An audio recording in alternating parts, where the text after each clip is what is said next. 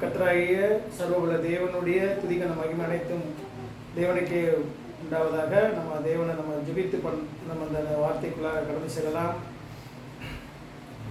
எங்கள் கிருபை நிறைந்த நல்ல ஆண்டவரே, கிருபையுள்ள தேவனே, உண்மை நாங்கள் நன்றியோடு துதிக்கிறோம், உண்மை ஸ்தோத்தரிக்கிறோம். ஆண்டவரே, நீர் கொடுத்த இந்த நல்ல நாளுக்காகவும் இந்த கர்த்தருடைய நாளுக்காக நன்றி செலுத்துகிறோம். இந்த நாளில் கூட உம்முடைய வார்த்தையை நாங்கள் கேட்கும்படியாக, உம்முடைய வார்த்தையை நாங்கள் ஆண்டவரை உணரும்படியாக, உம்முடைய வார்த்தையினாலே எங்களோடு உறவாடும்படியாக நீர் கொடுத்த இந்த நல்ல நாளுக்காக நன்றி செலுத்துகிறோம்.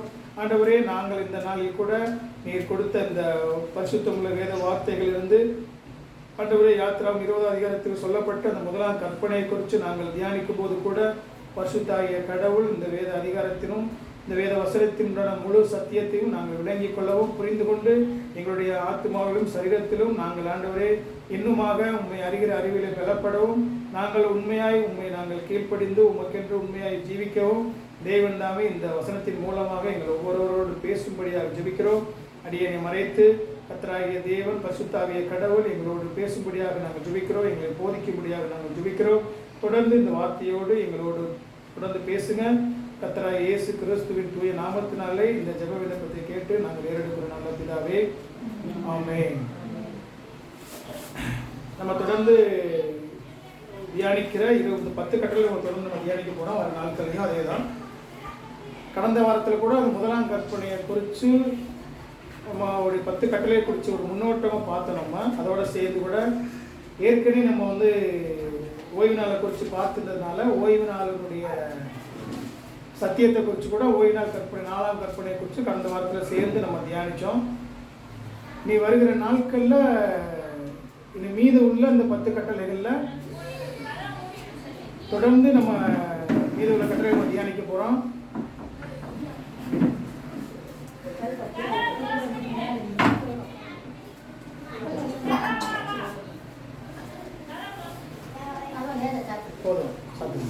மீத உள்ள கட்டளைகள் நம்ம தியானிக்க போகிறோம். என்னன்னா, இந்த 10 கட்டளைகள் நம்மளுடைய ஆவிக்குரிய வாழ்க்கையில ரொம்ப ரொம்ப முக்கியமான பிரயோஜனமானது. அதாவது இந்த முழு அதிகாரத்திலையும் கடவுளுடைய பரிசுத்தமுள்ள குணாதிசயம், கடவுள் யார் என்பதையும் நான் எவ்வளவு கீழான நிலையில் இருக்கிறது என்பதையும் இந்த 10 கட்டளைகளை சரியான வழியில் நான் விளங்கி கொண்டாவே என்னுடைய ஆவிக்குரிய வாழ்க்கையும் சரி, இந்த உலகத்தினுடைய வாழ்க்கையும் சரி, என்னால் எல்லா பிரச்சனைகளும் உலகத்தில் இருக்கிற எல்லா சூழ்நிலையும் என்னை மேற்கொண்டு சமாதானமாக சரியான ஒரு கிறிஸ்துவ வாழ்க்கை என்னால் வாழ முடியும். அதனால தான் நம்ம இந்த 10 கட்டளை தியானிக்கிறோம். இந்த 10 கட்டளை குறித்து நம்ம நிறைய பேசும்போது முதலாம் கற்பனை என்ன சொல்லி படித்தோம்? உன்னை எகிப்தின் அடிமைத்தனத்திலிருந்து புறப்பட பண்ணின கர்த்தராகிய நானே, புறப்பட பண்ணின தேவனாகிய கர்த்தர் நானே அப்படிங்கிறார். முதல்ல பேசும்போதே அவர் சொல்லும் போதே அந்த இடத்துல என்ன பயன்படுத்துறாரு பாருங்க. உன்னை எகிப்தின் அடிமைத்தனத்திலிருந்து. இப்போ நீங்கள் அந்த முதலாம் கற்பனையை நம்ம வாசிக்கும் போது, நானே கர்த்தர், என்னை என்று உனக்கு வேற தேவர்கள் உண்டாயிருக்க வேண்டாம்.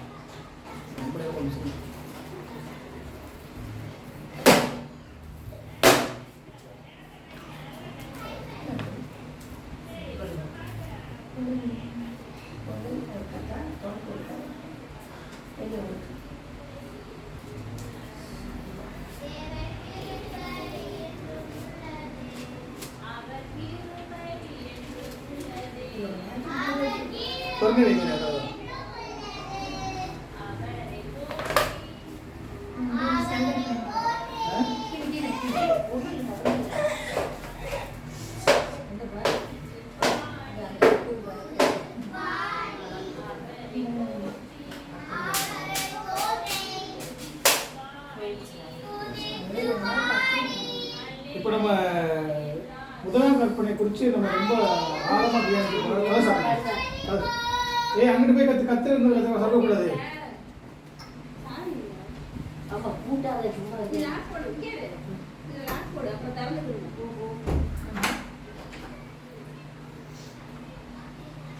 முதலாம் கற்பனை என்ன சொல்லுதுன்னா, இந்த முதலாம் கற்பனைக்கு நம்ம உண்மையா இருந்தோம்னு சொன்னா, இந்த மற்ற இருக்கிற மீதியான எல்லா கற்பனைகளுக்கும் நம்ம உண்மையா இருப்போம்னு சொல்லி வேதம் நமக்கு கற்றுக் கொடுக்குது. அதாவது முதலாம் கற்பனை என்ன சொல்லுதுன்னா, ஒரே தேவனை, மெய்யான ஒரே தேவனுக்கு நம்ம உண்மையாக இருந்தால் மீது உள்ள எல்லா கற்பனைக்கும் நம்ம உண்மையாக இருக்கணும்னு வேதம் பதிவு பண்ணுது. ஏன்னா கடவுள் கேட்கும்போது மனிதனுடைய பங்கு போட்ட இருதயத்தை அவர் கேட்கல. முதலாமாக மேன்மையாக அவர் கேட்கும்போது என்ன என்று, அதாவது எனக்கு மேலாகவோ எனக்கு முன்பாகவோ வேற தேவர்களை இங்கே வைக்கக்கூடாது அப்படிங்கிற ஒரு தாற்பயத்தில் அந்த இடத்துல பேசுறாரு. அது பேசுறதுடைய நோக்கத்தை நீ கொஞ்சம் புரியுங்களே. இப்போ கடவுள் சொல்லும் போதே கடவுள் ஏதோ என்னை ஒரு நீ முழுமையாக ஒரு கடவுளை ஆராதிக்கும் கட்டாயப்படுத்துறாரு, என்னை வலுப்படுத்துறாரு, ஏதோ நோக்கத்துக்காக என்ன விட்டுட்டு வலுக்கட்டாயமாக இந்த கடவுளை வணங்க வைக்கிறாரு அப்படிங்கிற ஒரு சிந்தனை இல்லை. அந்த வார்த்தையை நம்ம தெளிவாக கவனிச்சோம்னா அதில் என்ன சொல்றாரு, எகிப்தின் அடிமைத்தனத்திலிருந்து புறப்பட பண்ணின உன் தேவனாகிய கர்த்தர் நானே. அவர் சொல்லும் போது அந்த இடத்துல சொல்லுங்க, எகிப்தின் அடிமைத்தனத்தில் இஸ்ரவேல் ஜனங்களுக்கு முன்பாக கடவுள் தன்னை ஒரே தேவன் அவர் சொல்றதுக்கு முன்னாடி என்ன சொல்றாரு, நான் யாரு, நான் எவ்வளவு பெரிய மகிமை உள்ளவர், நான் எவ்வளவு வல்லமையான கடவுள்னு அவங்களுக்கு விளக்கப்படுத்தி காமிக்கிறாரு. எப்படி காமிக்கிறாரு, அவங்க 430 வருஷம் எகிப்து அடிமையில் இருக்கிறாங்க. அவங்களுடைய கூக்குரல் தேவ சமூகத்துக்கு எட்டு. அவங்கள பார்த்தீங்கன்னா உங்களுக்கு நல்லா புரியும். அந்த கான்டெக்ட் அப்படி கவனிச்சு பார்த்தீங்கன்னா என்ன பண்ணுறாங்க, அவங்கள 2 வயசுக்குள்ள எல்லா ஆண் குழந்தையும் கொலை செய்கிறாங்க. அவங்க எகிப்து அடிமைத்தனத்துக்குள்ள இருக்கிறாங்க, ரொம்ப கஷ்டப்படுத்துறாங்க. அவன் என்ன பண்ணுறான், பார்வன் என்ன பண்ணுறான், அரசன் இஸ்ரவேல் ஜனங்களுடைய எல்லா ஆண் குழந்தையும் பிறக்கக்கூடாது, அவங்க எல்லாம் பெருகிறாங்க அப்படின்னு சொல்லி ஆண் குழந்தை அப்புறம் கொலை சொல்கிறான். அப்புறம் வேலை செய்கிற அடிமையான வேலை பார்க்குற, செங்கல் சூளை வேலை பார்க்குற, செங்கல் சூளை வேலை பார்க்கும்போது அவங்க செங்கல் சூளையை ஒரு நாளைக்கு செய்ய வேண்டிய அதாவது 2 நாள் வேலையை ஒரு நாள் செய்ய சொல்கிறான். சில நாட்கள் அதிகப்படுத்தணும். அப்புறம் பார்த்தீங்கன்னா அந்த செங்கலுக்குண்டான வக்கீலை கூட நீங்களே தேடி கொண்டு அதையும் சேர்த்து, ஆனால் அந்த நாளுக்குண்டான செங்கலை ஒரு செங்கல் குறையக்கூடாதுங்க. அவங்கள அடிமைக்கு மேலே கொடுமைக்கு மேலே கொடுமைப்படுத்தும் போது அவங்க கதறாங்க, முறையிடுறாங்க. நீ யாத்திரா 3ஆம் அதிகாரத்தை எடுத்து மோசேட்ட கடவுள் 3ஆம் அதிகாரம் எடுங்க, 7ஆம் வசனமும் 9ஆம் வசனம் படிங்க. அதில் சொல்றாரு, கதறாங்க. அவங்க என்ன சொல்றாரு, கடவுள் அந்த இடத்துல அவர் பேசுகிற அந்த வார்த்தை கேளுங்க, அவர்களுடைய கூக்குரலை கேட்டேன். அதாவது இஸ்ரவேல் ஜனங்களுடைய கூக்குரலையும் அவங்களுடைய இந்த பாடையும் அவங்களுடைய வேதனையும் நான் அறிந்திருக்கிறேன். 7ஆம் வசனத்தில் படிச்சீங்கன்னா 7ஆம் வசனமும் யாத்திராம 7ஆம் வசனம் மோசையை சந்திக்கிறதுக்கு முன்னாடி மோசேட்ட அந்த இடத்துல முற்றில பேசுறதுக்கும் போது சொல்றாரு ஆண்டவர். அப்போ இஸ்ரவேல் ஜனங்களுடைய யார், நான் ஆபிரகாமின் தேவனும் ஈசாக்கின் தேவனும் யாக்கோபின் தேவனுமாக இருக்கிறேன். நான் என்னுடைய சந்ததி என்னுடைய பிள்ளைகள் எங்கள் எகிப்தில் அடிமைத்தனத்தில் எவ்வளவு மோசமான அடிமைத்தனத்தில் கிடக்குறாங்க, அவங்களுடைய கதறலையும் கூக்குரலையும் நான் கேட்டேன் அப்படின்னு சொல்லிட்டு அவங்க தன்னுடைய சொந்த ஜனங்களுக்கு தன்னுடைய பிள்ளைகளுக்கு மனம் இறங்கும்படியா அவர் அந்த இடத்துல எகிப்தின் அடிமைத்தனத்திலிருந்து அவரை மீட்கிறார். அதை நீங்க அந்த பின்னணியை புரிஞ்சுக்கணும். கடவுள் ஏதோ ஒரு மனுஷனை கொண்டாந்து வட்டாயப்படுத்தி நான் கடவுளை என்னத்தான் தொழுதுக்கணும்னு சொல்லலாம்.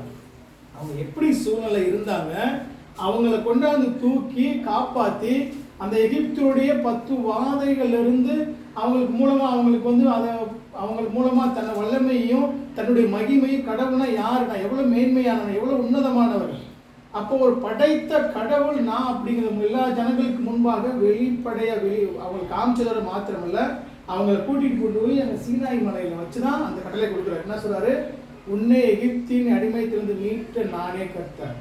அப்போ உங்களை இன்னைக்கு உன்னை மீட்ட இஸ்ரவேல் தேவனாக நான் தான் கர்த்தர். அப்போ நீ என்ன தவிர நீ வேற ஜனங்களை வணங்கக்கூடாது, வேற தேவர்களை வணங்கக்கூடாது, உனக்கு வேற கடவுள் இருக்கக்கூடாது, நீ வேற எந்த விதத்திலும் உன்னுடைய இருதயத்தை செலுத்தக்கூடாதுன்னு சொல்லி எல்லா இடங்களையும் கடவுள் கேட்குற முழு இருதயத்தோட முழு ஆத்மாவோட முழு பலத்தோடையே அந்த இடங்கள்லாம் பதிவு பண்றாங்க. நம்ம சரியா கவனிக்கணும். இப்போ நம்ம இடங்களை நம்ம சொல்றோம், கடவுள் நம்மளுடைய சிந்தனைகளையே நம்ம ஆண்டவராக இயேசு கிறிஸ்துனால உலகத்தினுடைய பாவத்தில் கடந்த நம்மளை அவருடைய பரிகார மரணத்தினால மீட்டு இப்போ உலகத்தில் எத்தனையோ ஜனங்கள் நீங்கள் 4 பேர் பேசி பாருங்க, போய் உலகத்தில் போய் ஒரு சுவிசேஷமோ கிறிஸ்துவ பற்றி சொல்லி பாருங்க, யாராவது காது கொடுத்து கேட்பாங்கன்னு பாருங்க, அவ்வளோ ஈஸியாக கேட்டுற மாட்டாங்க. எல்லாத்தையும் கடவுள் தெரிந்து கொள்ளல. யாரை தெரிந்து கொண்டாரோ, யாரை முன்குறிச்சாரோ, யாரை கடவுள் தம்முடைய பிள்ளையாக அவர் முன்குறித்து அங்கீகரித்து அவங்களுக்காக குமாரனை அனுப்பினாரோ அவர்களை மாத்திரம்தான் பரிசுத்த ஆவியை உயிர்ப்பிக்கிறார். அல்லேலூயா. அந்த உயிர்ப்பித்த தன்னுடைய சொந்த பிள்ளைகளுக்கு தான் யாருன்னு தன்னை வெளிப்படுத்துவது மாத்திரமா, என்னுடைய மகிமையை சொன்னதோட மாத்திரமல்ல, தன்னுடைய நான் சொல்றாரு, நான் என்னுடைய மகிமையை விட்டு கொடுக்க மாட்டேன், நீ என்னை மட்டும்தான் வணங்கணும், என்ன நீ எவ்வளோ முழுமையான இதயத்தில் வணங்கணும் அப்படின்னு சொல்லி உங்களால் இன்னைக்கு புதிய ஏற்பாட்டு நாட்களில் இன்னைக்கு நம்ம ஒரு கிருபையின் காலத்தில் 2000 வருஷத்துக்கு ஆண்டவர் இயேசு கிறிஸ்து 2000 வருஷம் வாழ்ற உங்களுக்கு எனக்கும் அதே கட்டளை பொருந்தது. என்ன பொருந்தது, முதலாம் கற்பனை என்ன சொல்லுன்னா, என்னை என்று உனக்கு வேறு தேவர்கள் உண்டாயிருக்க வேண்டாம். அப்போ இன்னைக்கு உலகத்தில் வந்து என்னை என்று வேறு தேவர்கள் சொல்லும்போது நம்ம என்னென்ன சொல்கிறோம்? நம்ம கிறிஸ்தவர்களாக இருக்கிறோம், நாங்கள் பைபிள் வச்சுருக்கோம், நாங்கள் கடவுளை மட்டும்தான் ஆராதிக்கிறோம், நாங்கள் நம்மளுடைய கடவுளை மட்டும்தான் நம்ம தொழுது கொள்கிறோம் நம்ம சொல்கிறோம். நம்மளுக்குள்ள வேறு என்னென்ன தேவர்கள்லாம் நம்மளுக்குள்ள இருக்குன்னு சொல்லி நம்மளை நாமே சிந்திச்சு பார்க்கணும். நம்ம வந்து என்ன நினைக்கிறோம்னா, விக்கிரகத்தை நம்ம போய் ஒரு சிலையை வணங்காமல் இருக்கிறோம். மற்ற இந்து ஜனங்கள் வணங்குற மாதிரியோ இல்லை முஸ்லீம் ஆராதிக்கிற மாதிரியோ இல்லை மற்ற மதங்கள் இருக்கிறவங்க மாதிரி நான் போய் வேறு கடவுளை வேறு மதத்தை நான் தொழுது கொள்ளலை, வேறு சாமியை வணங்கலை. ஆனால் எனக்குள்ள வேற விக்கிரக வழிபாடு எனக்குள்ள இருக்கா அப்படின்னு நம்மளை நாமே சிந்திச்சு பார்க்கணும். அது சார்லஸ் ஸ்பர்ஜன் ஒரு இடத்துல சொல்றாரு, இன்னைக்கு மனிதனுடைய இருதயம் விக்கிரக தொழிற்சாலைன்னு சொல்லுது. ஒவ்வொரு நாளும் விக்கிரகத்தை அவன் தனக்குள்ள உருவாக்குறான். எப்படி உருவாக்குறான்? தன்னுடைய சுயத்தினால சுய பெருமையினால விக்கிரகத்தை உருவாக்குறான். அதாவது தன் கடவுளுக்கு மேலாக நல்லா கவனிச்சீங்கன்னா வேதத்தை பதிவு பண்ற சரியான புரிதலை கேளுங்க நீங்க முதல்ல. ஏன்னா நீங்க அந்த ஒரே தேவன் சொல்லும் போது ஏதோ கடவுள் உங்களை எல்லாம் கட்டாயப்படுத்தி இந்த கடவுளை வணங்க சொல்லலை. அதை நீங்க நல்லா சரியான வழியில புரியலைன்னு சொன்னா கடவுளுடைய அன்பையும் கடவுளுடைய இரக்கத்தையும் கிருபையும் விட்டுட்டு உங்க மேல என் மேலே கடவுள் கொண்டிருக்கிற அந்த வைராக்கியத்தை நம்மளால ஈஸியா நம்மளால உணர முடியாம போயிடும், புரிஞ்சு கொள்ள முடியாம போயிடும். அவர் சொல்றாரு அந்த இடத்துல சொல்லும்போது, தன்னுடைய மெய்யான தகப்பனை யாருன்னு சொல்லி படைத்த கடவுளா நீங்க விசுவாசிங்கன்னா, இப்போ படைத்த கடவுளுக்கு முன்பாக படைத்தவர் நம்மளுக்கு வந்து இப்போ நான் எங்கள் பிள்ளைகளே இருக்கு, செல்லின்னு தியா இருக்காங்க, பிள்ளைய இருக்குன்னு சொன்னால், இப்போ நான் வந்து பிள்ளைய வந்து என்னுடைய செல்லின்னு போய் என்ன அப்பான்னு சொல்லாமல் யாரோ ஒரு ஆள் ரோட்டில் போகிறவங்களே மற்றவங்களே அப்பான்னு சொல்லி அது போய் சைன் போட சொல்லிச்சுன்னா அது எனக்கு எவ்வளோ வருத்தத்தை உண்டு பண்ணும். இப்போ நம்மளுடைய பிள்ளைய வந்து உங்களுடைய சொந்த பிள்ளையா நம்மளை அங்கீகரித்து நம்மளை தெரிந்து கொண்டு நம்மளை முன்குறித்து நம்மளை அழைத்து நம்மளை வந்து அவர் இன்ன வரைக்கும் பரிசுத்த வழியில் நடத்துறதுக்கு சொல்லும்போது நம்ம இருதயத்துக்குள்ளே என்னென்ன விக்கிரகத்துக்குள்ளே நம்ம சொல்கிறோம் அப்படிங்கிறத நம்ம கவனித்து பார்க்கணும். என்ன சொல்கிறாங்கன்னா, விக்கிரகம் அப்படின்னு சொல்லும்போது கடவுளை சிலையில் வணங்குறது மாத்திரமல்ல, வேற தெய்வத்தை போய் நான் கும்புறது மாத்திரமல்ல, அதாவது கடவுளுக்கு மேலாக அது உலகத்தில் இருக்கிற எந்த ஒரு பொருளையோ, ஒரு வீடாக இருக்கலாம், ஒரு தங்கமாக இருக்கலாம், இல்லை என்னுடைய நான் விரும்புகிற ஒரு ஐக்கியம் பொக்கிசமாக இருக்கலாம், எனக்கு ஒரு மிகப்பெரிய சொத்து இருக்கலாம், ஒரு 100 கோடி 100 ஏக்கர் சொத்து இருக்கலாம். என்னுடைய நான் கடவுளை காட்டிலே அதுக்கு நான் எவ்வளோ பிரச்சனை வந்தாலும் போகிற சொத்தை காப்பாற்றுறதுக்கு நான் முக்கியத்துவம் கொடுக்குறேன்னு சொன்னால் எனக்கு அது விக்கிரகம். கடவுளுக்கு மேலான என்னுடைய இருதயத்தை நான் அது மேலே வைக்கிறேன்னு சொன்னால் அது விக்கிரகம். கடவுளுக்கு மேலாக என்னுடைய அன்பையோ என்னுடைய கடவுளுக்கு கொடுக்க வேண்டிய முதலிடத்தையோ மேன்மையோ நான் கடவுளை தவிர வேற எதுக்கெல்லாம் கொடுக்குறேன்? அது வந்து நான் சொத்தா இருக்கலாம், வீடா இருக்கலாம், பொருளா இருக்கலாம், மனைவியா இருக்கலாம், கணவனா இருக்கலாம், என் பிள்ளையா இருக்கலாம், அது எதுவா இருக்கலாம். உலகத்துல உங்களை உருவாக்குன சர்வவல்ல தேவனுக்கு மேலாக மேன்மையான ஒரு முதலான ஒரு இடத்தை நீங்க எங்க வைச்சாலும் அது விக்கிரகம் வேதம் சொல்லணும். அதனால சொல்றது, என்ன என்று உனக்கு வேற தேவர்கள் உண்டாயிருக்க வேணாம். அதுல ஒரு மேத்யூ ஹென்ரின்னு அவர் சொல்றாரு, சொல்றீங்களா, எந்த ஒரு காரியத்தையும் அதிகமாக நேசிக்கவோ அதிகமாக வாஞ்சிக்கவோ கடவுளுக்கு மேலாக அந்த பாவ சரீரத்தில் பாவ அறிவில், எனக்கு பாவ அறிவில் இருந்து எனக்கு என் அறிவில் என் சிந்தனையில் இதுல இருந்துலாம் நான் சந்தோஷத்தையும் நன்மையையும் ஆத்ம திருப்தியும் பெற்றுலாம் நான் நினைக்கிறேன் பாருங்க. அது எல்லாமே வந்து பார்த்தீங்கன்னா அந்த எந்த விதத்திலும் என்னுடைய ஆத்மாவை திருப்திப்படுத்த முடியாது, வெறுமையாத்தான் இருக்கும். அது வெற்றுமையான ஒரு காரியத்தை உண்டாக்குங்கிறார். சரியா நீங்க விளங்குனீங்கன்னா, என்னுடைய பாவ அறிவில் இருந்து இப்போ நான் என்ன நினைக்கிறேன், என் வாழ்க்கைக்கு இன்னைக்கு வந்து ஒரு 50 கோடி ரூபாய் சொத்து இருந்தால் என் வாழ்க்கை சுகபோகமா இருக்குன்னு நான் சிந்திக்கிறேன் பாருங்க. இந்த பாவ அறிவிலிருந்து நான் சிந்திக்கிற அந்த சிந்தனை எந்த நிலையிலும் எனக்கு திருப்தியோ சந்தோஷத்தையோ மகிழ்ச்சியோ கொடுக்காது. நான் எப்பொழுதெல்லாம் கடவுளை சாராம கடவுளை தாண்டி உலகத்தை எப்பெல்லாம் சார்ந்து என்னுடைய பாவ அறிவை சார்ந்து நான் எதெல்லாம் முக்கியப்படுத்துறோம், மேன்மைப்படுத்துறோம், முதல்ல வைக்கிறோம், இப்போ என்னால் அது இல்லாமல் இருக்க முடியாதுன்னு சொன்னால் அது விற்கிறோம். இப்போ எனக்கு நான் வாழும் போது எனக்கு இந்த வீடு இருக்குது, இந்த வீடில் இருக்கிற எனக்கு சொத்து இருக்குது, இதோடு சேர்ந்து கூட நான் ஒரு 5 ஏக்கரை கூட செத்துருக்கலாம். எனக்கு வாழ்க்கையில் மிகப்பெரிய நான் வாழ்வாதாரத்துக்கு எனக்கு மிகப்பெரிய வாழ்வாதாரம். இந்த வாழ்வாதாரத்தை ஒரு நாளில் மொத்தமாக ஒருத்தர் வந்து காலி பண்ணினா கூட என்னுடைய இருதயம் வந்து அந்த ஒரு என் வாழ்க்கையே போச்சு, என் வாழ்க்கை இதோடு அழிஞ்சிருச்சு அப்படின்னு நான் நினைச்சேன்னா அது விற்கிறேன். என்ன வந்து முற்று முடிய கடவுள் என்ன சொல்றாரு, அவர் அந்த இடத்துல சொல்றது பாருங்க, கடவுளை நான் மகிமைப்படுத்தவும் ஆராதிக்க மாத்திரமல்ல, கடவுள்கிட்ட இருந்து என்னுடைய எல்லா தேவைகளையும் என்னுடைய வாழ்க்கையில அது இந்த சரீரத்துக்கு தேவையான நன்மைகளா இருக்கலாம், இந்த உலகத்துக்கு நன்மைகளா இருக்கலாம், என்னுடைய குடும்பத்துக்குண்டான தேவைகளா இருக்கலாம், என் வேலையா இருக்கலாம், என் பிள்ளைகளுக்கு தேவையா இருக்கலாம், என்னுடைய கணவனுக்குள்ள தேவைகளாக இருக்கட்டும், எதுவாக இருந்தாலும் முழுமையாக பெற்றுக்கொள்கிற இடம் வந்து கடவுள் தான். இப்போது நீங்கள் நல்லா கவனிச்சிங்கன்னா சொல்கிறது அர்த்தம் உங்களுக்கு புரியுமானா, எனக்கு பிள்ளைய கொடுத்தது யாரு, எனக்கு கணவனை கொடுத்தது யாரு, என்னை பூமிக்கு கொண்டு வந்தது யாருன்னு நீங்கள் சரியான வழியில் நீங்கள் ஒரு கடவுளுடைய அந்த பார்வையில் நீங்கள் சிந்திச்சிங்கன்னு சொன்னால் உங்களுக்கெல்லாம் கொடுத்ததெல்லாம் கடவுள் தான். இப்போ எனக்கு எல்லாத்தையும் கொடுத்த கடவுளை விட்டுட்டு கொடுத்த பொருள்கள்லையும் உலக படைப்புலையும் கொடுத்த நபர்லையும் நான் சந்தோஷம் தேடுறேன்னு சொன்னால் அது பாவம். கடவுள் அந்த இடத்துல தான் சொல்றாரு, இந்த உலகத்தில் நான் ஜீவனுள்ள தேவனை ஒரே கடவுளை தவிர வேற எதையெல்லாம் நான் தேடணும் அது எல்லாமே எனக்கு விக்கிரகம் வேற சொல்லுது. அப்போ நான் ஒவ்வொரு இடங்களையும் நான் சரியான லெவலில் சிந்திக்க நான் அழைக்கப்பட்டிருக்கேன். உலகத்தில் வந்து நான் கடவுள் என்ன சொல்றாரு, கடவுள் வந்து என்னை ரட்சகரா, ஆண்டவரா, நண்பரா, என்னை போஷிக்கிறவரா, பாதுகாக்கிறவரா, எல்லாவற்றுக்கும் போதுமானவரா இருக்குன்னு ஒரு வேதம் நம்மளுக்கு சொல்லுது. நீங்கள் என்னிடத்துல வந்து எல்லா பாவ மன்னிப்பையும் ஜீவனையும் என்னுடைய நித்தியமான வாழ்க்கையும் என்னிடம் பெற்றுக்கொள்ளுங்க, என்னோட சேர்ந்து வாழுங்கன்னு சொல்லி, பிள்ளைகளா வாழுங்கன்னு சொல்லி அவர் நம்மளுக்கு ஒரு அழைப்பை கொடுக்குற கட்டளை தான் முதலாம் கற்பனை சொல்லும்போது, இந்த உலகத்தில் வந்து கடவுள் வந்து உங்களை என்னைய வந்து ஒரு எந்த விதத்திலும் வலுக்கட்டாயமாக சொல்லலை. ஏன் உங்களை உலகத்திலிருந்து முழு உலகத்திலிருந்து தெரிந்து கொண்டார். அதாவது நீங்கள் நல்லா உரிமைக்கு உலகத்தில் எல்லா படைப்புகளும் அவருடைய படைப்புகள் தான். ரட்சிக்கப்படாதவங்களாக இருக்கட்டும், உலகத்தில் இருக்கிற முஸ்லீமை, இந்துவாக இருக்கிற எல்லா மதங்களாக இருக்கிறவங்க, உதாரணத்துக்காக சொல்கிறேன், எல்லா மதங்களும் அவருடைய படைப்பு தான், அவருடைய பிள்ளைகள் தான். ஆனால் அவருடைய உரிமைதாரர்கள் அவங்க கிடையாது. ஆண்டவராக இயேசு கிறிஸ்து ரத்தத்தினால் கழுவப்பட்ட, மீட்கப்பட்ட, பாவம் மன்னிக்கப்பட்ட நீங்கள் நான் தான் அவருடைய உரிமை சொத்துக்கள், சுதந்திரர்கள். அதனால் அந்த சிந்தனையோட கடவுளை கேட்குறாரு.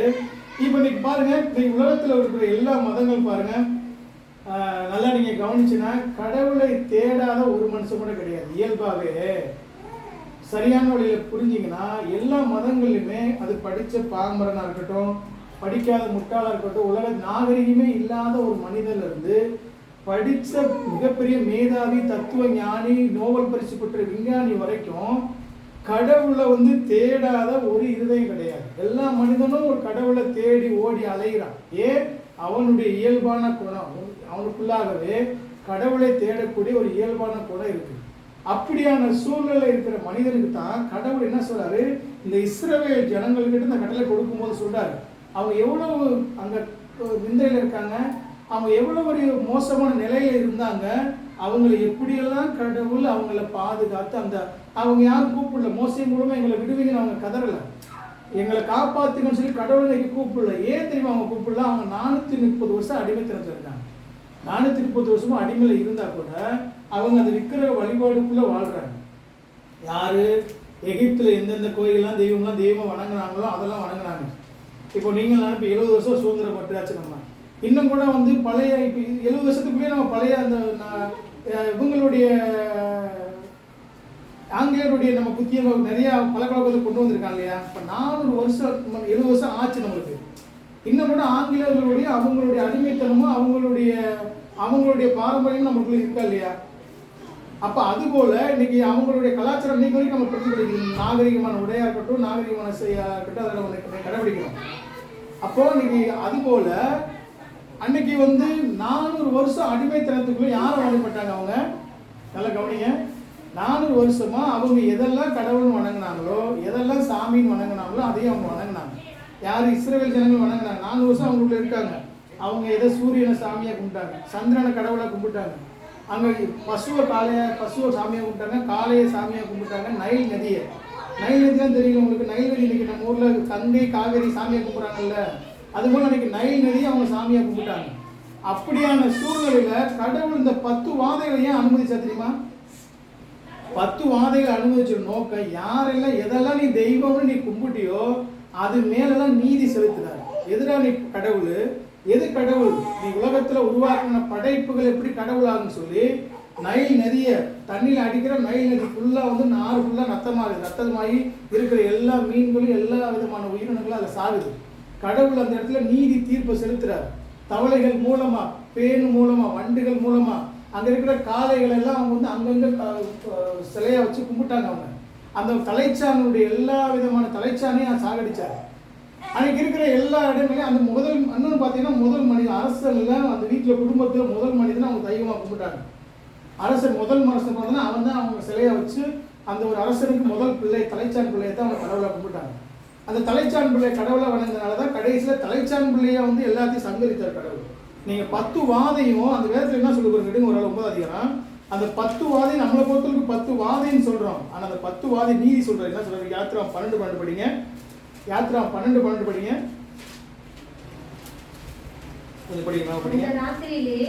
நான் எகிப்து தேசம் எங்கும் கடந்து போய் எகிப்து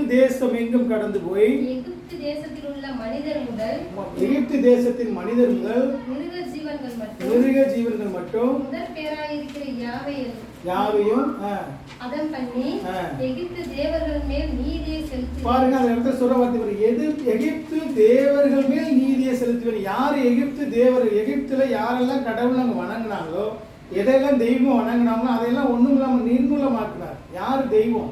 இந்த உலகத்துல யாவற்றையும் உருவாக்குன சர்வ வல்ல ஒரே தேவனாகிய அந்த அண்ட சராசரத்தை உருவாக்குன மெய்யான கடவுளை விட்டுட்டு நீ உலகத்துல இருக்கிற எல்லா பொருளையும், நீ எல்லா விதமான படைப்புகளையும் கடவுளை வணங்கினா. தண்ணியை வணங்கினா, காற்றை வணங்கினா, தீய வணங்கினா, அவன் வணங்கின எதெல்லாம் கடவுளை வணங்கினானோ அதையெல்லாம் கடவுள் இல்லைன்னு சொல்லி அவனே வந்து அவன் மறுதளிக்கக்கூடிய சூழ்நிலை உருவாக்குனார். ஏன்? அவங்க மாத்திரம் அந்த கடவுளை வணங்கல, அதோட அடிமைத்தனத்துல வாழ்ந்த இஸ்ரவேல் ஜனங்கள் 430 வருஷம் அங்க வாழ்ந்தாலும் இவங்களும் அவங்க செஞ்சதை ஃபாலோ பண்ணாங்க. புரியுதா உங்களுக்கு? இப்ப 430 வருஷம் அவங்க வாழ்றாங்க. இப்ப இதெல்லாம் கடவுள் அவங்க கும்பிட ஆரம்பிச்சிட்டாங்க. இப்ப இவங்களால வந்து அந்த கடவுளை விட்டு வெளியே வர முடியல. அப்போ கடவுள் தன்னுடைய சொந்த ஜனங்களை மீட்கும் போது அவங்களுக்கு எதெல்லாம் அவங்க அடிமைப்பட்டு கிடக்கிறப்ப இவங்களை வந்து அப்படியே வந்து கடவுள் என்ன செய்யறாரு, அந்த ஒரே வாதையில முதல் வாதையிலேயே கடவுள் அவர் ஏன் இருதயத்தை வந்து பார்வன் இருதயத்தை கடினப்படுத்துறாரு? இப்போ உலகத்துல வந்து கடினப்படுத்துறாருன்னா அவன் ஃபர்ஸ்ட் இதுலயே போக சொல்லிட்டான், நீங்க கூட்டிகிட்டு ஆனதுக்கு போங்க. கடவுள் மறுபடியும் அவனை கடினப்படுத்துறாரு, போகடா பண்ணணும் அப்படின்னு. யாருடைய இருதயத்தை? பார்வனுடைய இருதயத்தை. கடவுள் வேதத்துல நீங்க நல்லா படிச்சீங்கன்னா எல்லா இடங்களையும் தேவன் அவருடைய கர்த்தர் பார்வனுடைய இருதயத்தை கடினப்படுத்துறார் ஒவ்வொரு வாதைக்கு கிடையாது. ஏன்னா அவன் இந்த ஒரே வாதையை விட்டு அனுப்பியிருந்தான்னா இவங்க வந்து மறுபடியும் இந்த 10 வந்து எதெல்லாம் கடவுளை அவங்க வணங்கினாங்களோ அதையும் கடவுள் நினைச்சிட்டு இருப்பாங்க. இங்க வந்திருந்தா கூட அவங்க மனசுக்குள்ள என்ன இருந்திருக்கும், அதுவும் கடவுள் இதுவும் கடவுள் நினைச்சிட்டே இருப்பான். இப்ப இவங்க எல்லாம் கடவுள் இல்லைன்னு ஒண்ணும் இல்லாம அவங்களுக்கு காமிக்கணும். எது கடவுள், எவர் மெய்யான தேவன் அவங்களுக்கு காமிக்கணும். அப்படிங்கிற 10 வாதைகள் மூலமா அவங்களுக்கு சந்தானம் பண்ணனோடு மாத்திரமல்ல, அங்க இருக்கிற இஸ்ரவேல் ஜனம் 2 நாடு இருக்கு. இப்ப கோசோன் நாடு, அங்க இருக்கிற எகிப்து நாடு 2 இருக்கு. எகிப்து தேசத்துல கோசோன் ஏரியில குடியிருக்காங்க. இப்ப நம்ம ஆட்டுக்குளத்துக்குள்ள இங்க முதல் ஆட்டுக்குள கிராமம் மொத்தம் இருக்கு. ஆட்டுக்குள கிராமத்துக்குள்ள இப்ப நம்ம செட்டியதர் இருக்கு. நம்ம ஆட்டுக்குளம் இங்கே முன்னாடி ஆட்டுக்குள்ள இருக்கு, அதுக்கு பின்னாடி அங்கிட்டு இருக்கு. இப்ப நம்ம என்ன நிறைய வசிக்கிறோம். இதெல்லாம் சேர்ந்தது ஒரு எகிப்து தேசம்னா அது நடுவில் ஒரே ஒரு ஊர் மட்டும் உலகம் வச்சுக்கோங்களேன். இப்போ முழு மற்ற ஊர்களுக்கு எல்லாத்துக்குமே வந்து வாதையை கடவுள் சொல்லும் போது தான் அந்த வாதை நடக்குது. எங்கெல்லாம் பேன் வந்தால் ஃபுல்லாக பேனாக இருக்குது. தவளை பூரா வீடு பூரா நிறையணும்னா வீடு பூரா தவளையே நிறையுது. அங்கெல்லாம் வண்டுகளாக வந்து முக்கியதுன்னா வண்டுகளாக முக்கியது. அங்கே இருக்கிற ஒவ்வொரு வீட்லையும் தலைச்சான் பிள்ளை பூரா சாகுறாங்க. ஆனால் இந்த இடத்துல ஆட்டுக்குள்ள உலகத்துக்குள்ள எதுவுமே ஒரு காக்கா கூட நுழையல. கடவுள் இருளை அனுப்பி 3 நாள் இருளாக்குறாரு. முழுமா தேசம் முழு இருளாகுது. ஆனால் இந்த ஆட்டுக்குளத்தில் எப்பயும் போல உலகத்துக்குள்ள வெளிச்சமா இருக்கு. அப்போ தேசத்தினுடைய பிரிவினை பாருங்க. சுற்றி இருக்கிற தேசத்துக்குள்ள ஒரு ஏரியா மட்டும் கடவுள் தன்னுடைய ஜனங்களுக்கு முன்பாக தான் என்னுடைய வல்லமையும் தன்னுடைய மகிமையையும் தான் எவ்வளவு சர்வ வல்ல தேவன் வந்து அவங்களுக்கு எல்லாம் புரிய வைக்கிறார். அந்த புரிய வைக்கிற விளைவு தான் அவங்க இஸ்ரவேல் ஜனங்கள்லாம் வந்தவுடனே ஒரே தேவனை மெய்யான கடவுளை அவங்க வணங்கக்கூடிய இருதயத்தை கொடுத்தார். இப்போ உங்களே என்னையும் இன்னைக்கு எத்தனையோ ஜனங்களுக்கு நம்ம இருக்கிறோம். எவ்வளவோ உலகத்தில் இருக்க நீங்கள் எத்தனை பேருக்கு நீங்கள் யாராலும் ஆண்டவரை இயேசு கிறிஸ்துவை குறிச்சோ கடவுளை குறித்து எவ்வளோ சொல்லி பாருங்க, உங்களை கேலி பண்ணுவாங்க, நக்கல் பண்ணுவாங்க, நையாண்டி பண்ணுவாங்க. அவங்களால விசுவாசிக்க முடியாது. யார் உலக தோற்றத்திற்கு முன்பாக சர்வவல்ல தேவன் தெரிந்து கொண்டாரோ, யாரெல்லாம் பரலோக ராஜ்யத்துக்கு ஆயத்தம் பண்ணியிருப்பாரோ அவங்களுக்கு மாத்திரம்தான் தன்னுடைய குமாரன் இயேசு கிறிஸ்துவின் பாவ பரிகார மன்னிப்பினுடைய மகத்துவத்தை பரிசுத்த ஆவியார் கடவுள் உணர்த்தும் போது புரிய முடியும், கீழ்ப்படிய முடியும். அவங்க தான் கடவுளை விசுவாசிக்க முடியும். அவங்க தான் கடவுளை மெய்யான கடவுள்னு அறிய முடியும். அந்த அறிஞ்ச பிள்ளைகளுக்கு தான் கடவுள் சொல்றாரு, நானே தேவன், என்ன என்று உனக்கு வேறே தேவர்கள் உண்டாயிருக்கக்கூடாது. அப்போ சொல்லும் போது இன்னைக்கு என்ன சொல்றோம், உலகத்துல இன்னைக்கு மனுஷன் தன்னுடைய சுயத்தை நினைச்சு வாழ்றான். தன்னுடைய சுயத்தை, தன்னுடைய யாராவது ஒரு ஆள் தன்னை பெருமைப்படுத்தினா சந்தோஷப்படுற மாதிரியும், தன்னை நேசிக்கவும், இன்னைக்கு பார்த்து இன்னும் கூட பார்த்தீங்கன்னா தன்னுடைய ஏதோ ஒரு பொருள் வந்து சந்தோஷப்படுறது, ஒரு நான் இருக்கிற சொத்து மதிப்பு, நான் பணம் வச்சிருக்கேன், அந்த பணத்தினால பெருமைப்படுறது, தன்னுடைய இவ்வளவு நான் வந்து எல்லா காரியத்திலையும் என்னுடைய வாழ்க்கையில் போதுமான அளவுக்கு பூமியில் வாழக்கூடிய எனக்கு தேவைகள் எனக்கு இருக்குது, அதன் மூலமாக சந்தோஷப்படுறது, இதுல எல்லாம் மனிதன் சந்தோஷம் கொள்றான். ஆனால் கடவுள் என்ன சொல்றாரு, அந்த விக்கிரகத்தை நீங்கள் தனக்கு மனித விக்கிரகம் உருவாக்குறதை கவனிச்சு பாருங்க, நல்லா கவனிச்சு பாருங்க. கடவுள் விக்கிரகம் உருவாக்குறது எந்த இதுவுமே கடவுளுக்கு உருவம் கிடையாது, எந்த மதத்திலையுமே உருவம் கிடையாது. ஆனால் கடவுள் தன்னுடைய மனுஷன் தன்னுடைய புத்தியில விக்கிரத்தை உருவாக்குறான். கடவுள் எப்படியெல்லாம் நான் இருக்கிறேன்னு நினைக்கிறேன் பாருங்க, என்னுடைய சிந்தனை, என்னுடைய எண்ணம், இதன் அடிப்படையில் விக்கிரகம் செய்கிறதே பாருங்க. ஒரு சிலை செய்கிறான்னா சிலை எப்படி இருக்கணும், சிலை அப்படியே கையில் அருவா வச்சுக்கிட்டு கோவிக்கிற விரட்டுறமா இருக்கணும், அப்படியே மிரட்டுறமா இருக்கணும், அப்படியே நாக்கை துருத்திக்கிட்டு இருக்கணும். யாரெல்லாம் அவெல்லாம் என்னென்னலாம் நினைக்கிறானோ, எப்படிலாம் சிந்திக்கிறானோ அதன்படியாக மனுஷன் அவனுடைய சுய சிந்தனையின் அடிப்படையில், சுய விருப்பத்தின் அடிப்படையில் சிலையா செஞ்சு இப்படித்தான் கடவுள் இருக்குன்னு சொல்லி அவன் நினைக்கிறான். ஆனால் அந்த கடவுள் ஆக முடியுமான்னு சொல்லி வேதம் எல்லா இடத்துலையும் சொல்கிற போது அவன் என்ன சொல்கிறான், இந்த மாதிரி சிந்தனைகளில் தன்னுடைய திருப்தி அடைகிறான். இதன் மூலமாக தான் விருப்பத்தின் அடிப்படையில் அவன் போய் சுய திருப்தி அடைகிறானுடைய அது மெய்யான கடவுள் யாருன்னு சொல்லி இது எல்லாமே சுய உலகத்தில் இருக்கிற எந்த பொருளையும் படைப்புலையும். இப்போ ஒரு பொருளை உலகத்தில் படைக்கப்பட்ட இதே மரத்தை தான் கடவுள் கேட்குறாரு. நீ ஒரு மரத்தை ஒரு பெரிய மரம் வளருது, அந்த மரத்தை வெட்டி பாதியை விறகா இருக்கிற சுப்பியாக சாப்பாடு சாப்பிட்ற சுப்பியாக இருக்கிற பாதியை எடுத்து அது விக்கிரகமாக செய்கிற, சிலையாக செய்கிற, அதை போய் நீ கடவுளாக தொழுது கொள்கிற, அது எப்படி ஒரு கடவுளாகுன்னு சொல்லி வேதம் எல்லா இடத்துலையும் கேள்வி கேட்குறாரு. தட்டான் எடுக்கிறான், ஒரு சுருவத்தை எடுக்கிறான், சுருவத்தை எடுத்து வாக்குறான், அதை கடவுள்னு சொல்கிறான். சிலதை உருக்குறான், அது பொருளாக வேற பொருளாக செய்து தட்டாகுது. இப்போ எதை நீ கடவுள்னு வணங்குற? உலகத்தில் இருக்கிற எந்த பொருளிலிருந்து, எந்த மண்ணிலிருந்து, எந்த மரத்திலிருந்து, எந்த விதமான ஒரு அலுமினியத்திலிருந்து நீ கடவுளை உருவாக்க முடியாது. இந்த உலகத்தில் இருக்கிற கடவுள் ஆவியாக இருக்கிறார். சர்வவல்ல தேவன் அவரை ஆவியோடும் உண்மையோடும் தொழுது கொள்ளணும் வேதம் சொல்லுது. அந்த சர்வவல்ல தேவன் சொல்றாரு, முழு உலகத்தையும் அண்ட சராசரங்கள் இவ்வளவு பெரிய வானத்தை நான் உருவாக்கின கடவுள் யாரு? இன்னைக்கு பார்த்தா இவ்வளவு பெரிய வானத்தை பார்த்து நீங்க போய் ஒரு பாம்போ, இன்னைக்கு இருக்கிற ஒரு மரமோ, நான் செத்து போன ஒருத்தர் மனுஷனை சாமியை கும்பிடணும், இன்னைக்கு கடவுள் உருவாக்குற கடவுளாக முடியுமா? 30 கோடி தேவர்கள் இன்னைக்கு உலகத்தில் ஒன்றிடுது. நம்ம இந்து மதத்தில் செத்தவெல்லாம் கடவுள், பிறந்தவெல்லாம் இறந்துட்டானா அவனும் கடவுள், எல்லாமே கடவுளை வணங்குறது. உலகத்தில் யார் மெய்யான கடவுள் முழு உலகத்தையும் ஆளுகை செய்ய எல்லா மனிதனும் நீதியான நியாயதி முன்பாக மறிச்சதுக்கு பின்னாடி கடவுளுடைய நீதி சிங்காசனத்துக்கு போய் நிற்கணுமே, யார்கிட்ட போய் நிற்போம்னு சொல்லி என்னைக்காவது எந்த மனிதனாலும் யோசிச்சிருக்கானா?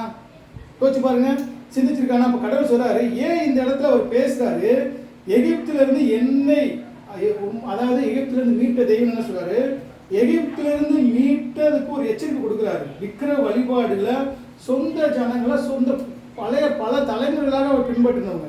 அவங்கள்ட்ட சொல்றாரு, இந்த வாக்கு தேசத்துல பிரவேசிக்கிறதுக்கு முன்பாக சொல்றாரு, 20 அதிகாரம் 2 3 படிக்கிறாரு. யாத்ராம 20:2-3 படிங்க. அடிமைத்தன வீடாகிய எகிப்து தேசத்திலிருந்து புறப்பட பண்ணின உன் தேவனாகிய கர்த்தர் நானே. உண்மையை எகிப்தின் அடிமைத்தன வீடாகிய எகிப்திலிருந்து புறப்பட பண்ணின கர்த்தராகிய தேவன் நானே. என்ன என்று உனக்கு வேறு தேவர்கள் உண்டாயிருக்க வேண்டாம். என்ன என்றுங்கிற வார்த்தை சல்ல கவனிங்க. என்ன என்றுனா உலகத்துல உன்னுடைய வாழ்க்கைக்கு, உன்னுடைய தனிப்பட்ட ஒரு வாழ்க்கைக்கு உனக்கு வேற எந்த விதத்திலையும் உனக்கு மேலாகவோ, அது எனக்கு மேலாகவோ, எனக்கு முன்பாகவோ, அது எனக்கு முதன்மையாக வேற எதையுமே வைக்க முடியாது. அது ஒரு கணவனா இருக்கலாம், என் மனைவியா இருக்கலாம், என் குழந்தையா இருக்கலாம், எனக்கு ஒரு சொத்தா இருக்கலாம், என்னுடைய வீடா இருக்கலாம், ஆஸ்தியா இருக்கலாம், உறவா இருக்கலாம், தொழிலா இருக்கலாம், வேலையா இருக்கலாம். எதெல்லாம் எனக்கு இது இல்லாமல் என்னால் வாழ முடியாதுன்னு சொல்றேன்னா அதெல்லாம் விக்கிரகம். என்னுடைய படைத்த கடவுள் எல்லாத்தையும் உருவாக்கின சர்வவல்ல தேவன் ஒவ்வொரு மனிதனுக்கும் தேடிய நோக்கத்தையும் பொறுப்பையும் இந்த பூமியில கொடுத்திருக்கிறார். இப்போ உலகத்தில் இருக்கிற நீங்கள் நானும் யாருமே நிச்சயமா நிலையா வாழ போறது கிடையாது. யாருக்குமே எந்த மதத்திலும் இத்தனை வயசுல தான் சாவேன்னு யாருக்கு நிச்சயம் கிடையாது. எல்லா மனிதனும் எல்லா மதங்களையும் சிறு குழந்தைகளையும் கருவில் இருக்கிறே சாகுறான். 5 வயசுல சாகுறான், 1 வயசுல சாகுறான், 100 வயசுலையும் சாகுறான். கடவுளே இல்லைன்னு சொன்ன நாத்திகர கடவுளே இல்லைன்னு மறுதளிச்ச கலைஞர் 90 வயசுக்கு தான் செத்தார். அப்போ இன்னைக்கு கடவுளை மறுதளிக்கிறதுனால நான் கூட வாழ்ந்ததுனால அவர் சரியான ஒரு நிலையை அடைஞ்சாரு. கடவுளை ஏற்றுக்கொண்டவங்க சிறு குழந்தைகளே சாகுறாங்கன்னு சொன்னாலும் அவங்க கடவுளுடைய அன்பை இல்லாமல் போயிட்டாங்க. பூமியில யாருக்கு என்ன நோக்கம் கொடுத்துருக்காரோ அந்த நோக்கத்தை நிறைவேற்ற வரைக்கும் அந்த பூமியில இருப்பாங்க. அதான் கடவுளுடைய சித்தம். அதுக்கு பின்பாக கடவுள் இந்த பூமியில யாருமே இப்போ நிச்சயமா என்ன சொல்றேன்னா, உலகத்துல நிச்சயம் இருக்கு, நிலை இருக்கு அப்படின்னு சொன்னா எனக்கு இதுதான் நிலையானதுன்னு யாருக்குமே கிடையாது.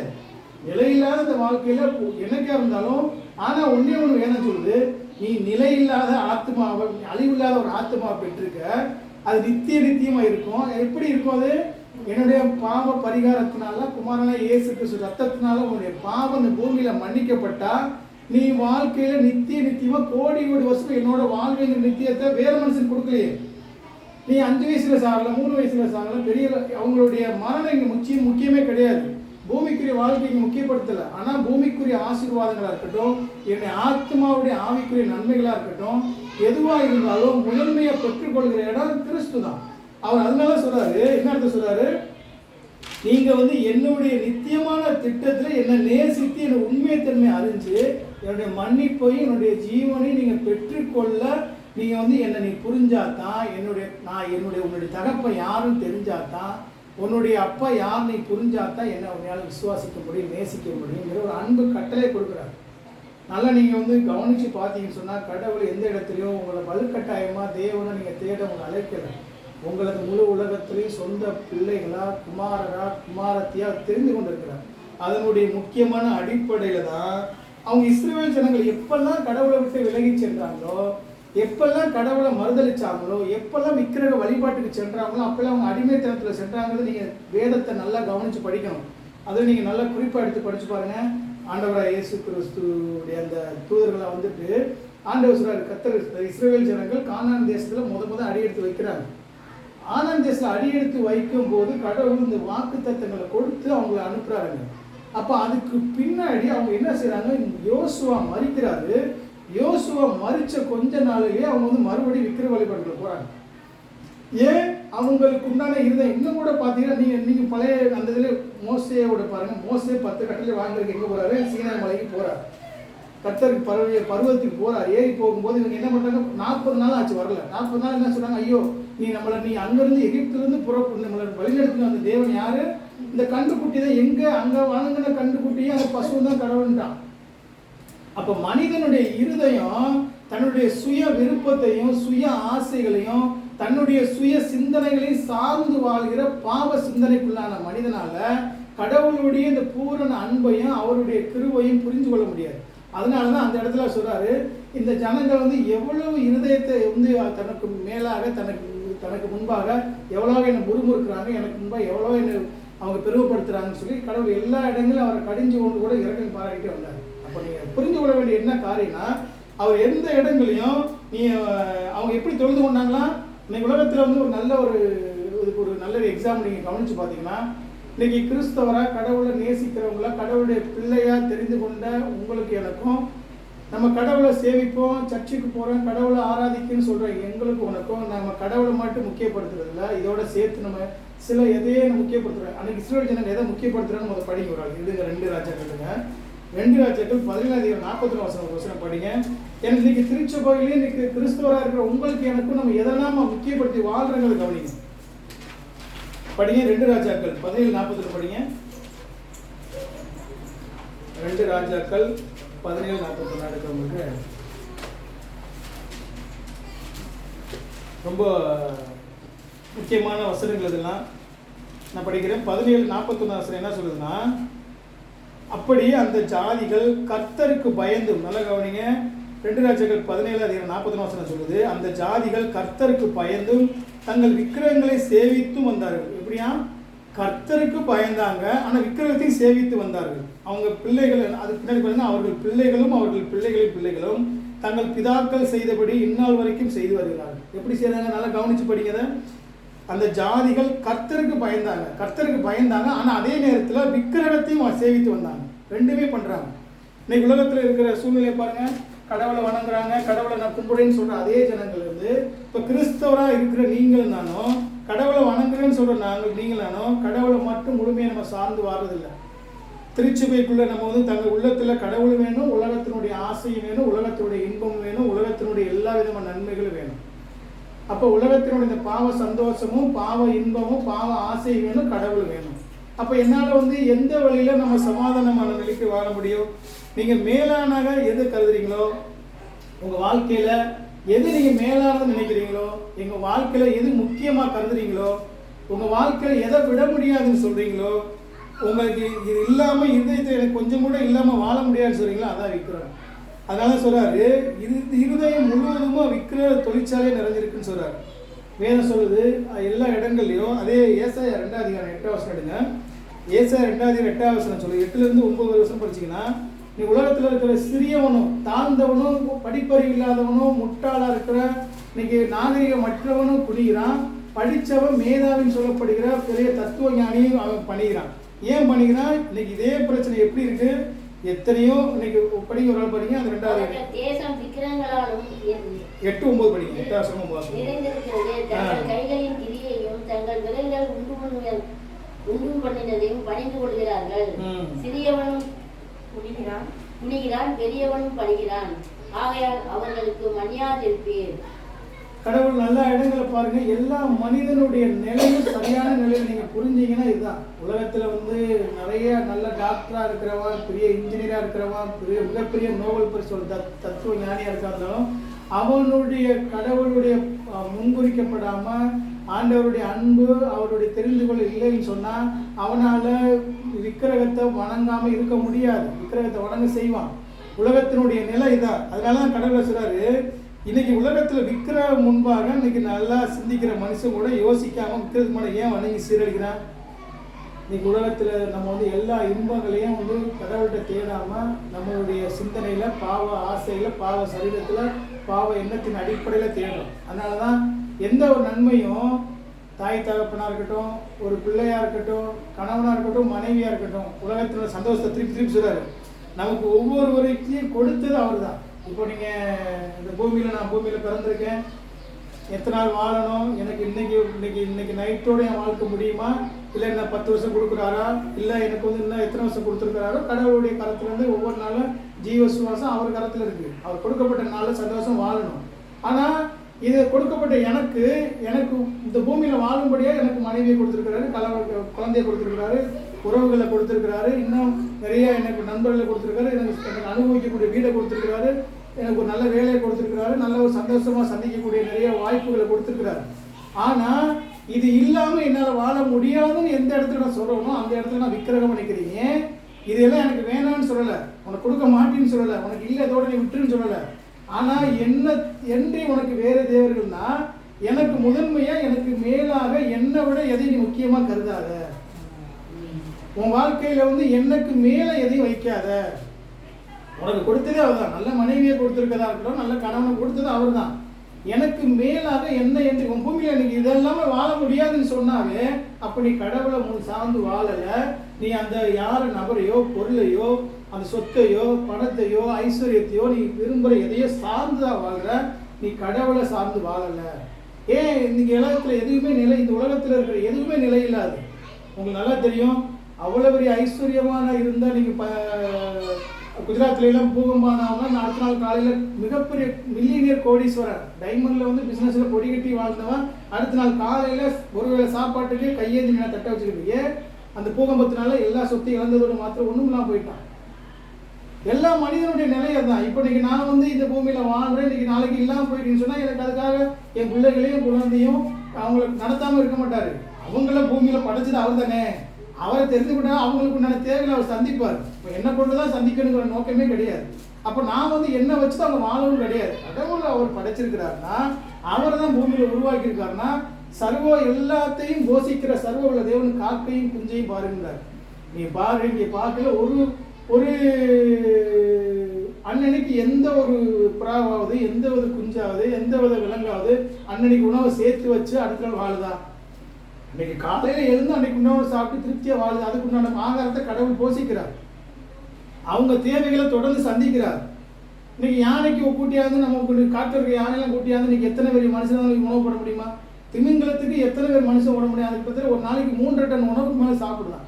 3 டன் உணவுங்கிறது இன்னைக்கு ஒரு லாரியில ஏற்றணும். அந்த உணவு மனுஷனால் கொடுக்க முடியுமா? சர்வ வல்ல தேவன் படைத்த கடவுள் அதையும் போஷிக்கிறார், அதுக்கு உணவு கொடுக்கிறார். எல்லா தேவைகளையும் அவர் சந்திக்கிற தேவன். உங்களுடைய வாழ்க்கையில எல்லா தேவைகளையும் அவர் சந்திக்க போதுமானவர். எப்போ நான் போதுமானவரை என்ன நீங்க சோதித்து பாருங்கன்னு வேதம் சொல்லுது. எல்லா சூழ்நிலையும் உங்க வாழ்க்கையில இப்போ உடனே சொல்லும் போது என்னை கணவனை விட்டுருங்க, என்னை மனைவி விட்டுருங்க, பிள்ளைகளை அன்பு செலுத்தணும்னு வேதம் சொல்லலை.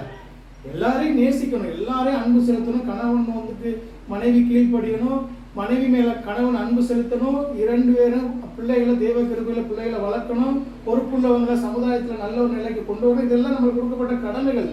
ஆனா படைத்த கடவுளுக்கு மேலாக எல்லாத்தையும் மேன்மையான முதன்மையான இடத்துல வைக்கக்கூடிய எந்த விதமான காரியமும் அது உங்களுக்கு விக்கிரகம். அது பிள்ளையா இருந்தா விக்கிரகம், உங்களுக்கு அது மனைவியா இருந்தா உங்களுக்கு விக்கிரகம். அது நான் மனைவியும் அதிகமாக நேசிக்கிறேன், கடவுளுக்கு மேலே முதன்மையான இடத்துல மனைவி வைக்கிறேன், மனைவி எனக்கு விக்கிரகம். அதுதான் சிலை, அதான் வழிபாடு.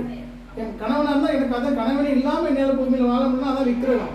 கடவுள் எல்லா இடங்களிலும் ரொம்ப மிகவும் தெளிவா சொல்கிற சத்தியம் என்னன்னா, கடவுள் என்ன மறந்துட்டு அவர் சொல்றாரு, நமக்கு எல்லாம் ஒவ்வொருவரும் எல்லாத்தையும் கொடுத்தவர் அவர் தானே.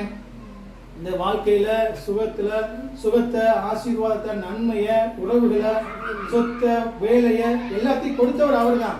நீ அவரை மறந்துட்டு அவருக்கு மேலாக நீ எதையும் கொடுக்க முடியாதுன்னு எல்லா இடங்களையும் சொல்றாரு. அவர் யோபு கேட்கிற வசனத்துக்கு அப்படிங்கிற ஒரு ஆள் யோபு புஸ்தகத்தை எடுங்க. அவர் சொல்றாரு, நான் பொண்ணின் மேல எனக்கா நம்பிக்கை வச்சது உண்டா, ஆஸ்தியின் மேல எனக்கா நம்பிக்கை வச்சது உண்டா அப்படின்னு ஒரு ஆள் யோபு 34 எடுங்க. யோபு 34:24-28 சொல்றாரு, நான் எதையாவது கடவுளுக்கு மேலாக, கடவுளுக்கு மேன்மையாக, கடவுளை தவிர நான் எதையாவது முக்கியப்படுத்தினது உண்டா? யோபு 34:24-28 வரைக்கும் ஒரு வசனத்தை படிங்க. ஒரு காமனத்தில் முடிச்சிருவோம். யோபு 34:24 படிங்க. நான் பொன்னின் மேல் என் நம்பிக்கையை வைத்து, பொன்னின் மேல் நான் நம்பிக்கையை வைத்து, தங்கத்தை பார்த்து நீ என் ஆதரவு. நான் சொல்றாரு, பொன்னின் மேல நம்ம தங்கம் வந்து பல டன்னுல எனக்கு வீடு எதாவது குமிச்சிருந்தா கூட எனக்கு தங்கம் இருந்தா என் வாழ்க்கையில போதும், என் வாழ்க்கைக்கு போதுமானதுன்னு எனக்கையாவது இந்த தங்கத்து மேல நம்பிக்கை வச்சது உண்டா? என் ஆஸ்தி பெரியதென்றும், என் ஆஸ்தி அந்த அன்னைக்குள்ள கிழக்கிந்திய புத்திரர்கள் சொல்லப்பட்டிருக்கு. கிழக்கிந்திய புத்திரர்கள்ல இன்னைக்கு பில்கேட்ஸோட பெரியாது. இன்னைக்கு வாழ்க்கையில வாழ்ற பில்கேட்ஸா இருக்கட்டும், நீங்க ஜான் ஜோசப் இருக்கிறவங்களோட நிறைய பெரிய பெரிய பணக்காரங்களோட அவர் இன்னைக்கு அதிகமான பண வசதி உள்ள, ஆஸ்தி உள்ள மிகப்பெரிய கோடீஸ்வரனா வாழ்ந்தவர் யோபு. யோபு சொல்றாரு, அவர் என்ன சொல்றாரு படிங்க, என் ஆஸ்தியின் மேல இந்த இருக்கிற சொத்து பத்துமே என் வாழ்க்கைக்கு போதுமான நம்பிக்கை, சொத்து இருக்கு, இவ்வளவு பெரிய ஆஸ்தி இருக்கு, எனக்கு அது போதும்னு சொன்னது உண்டா?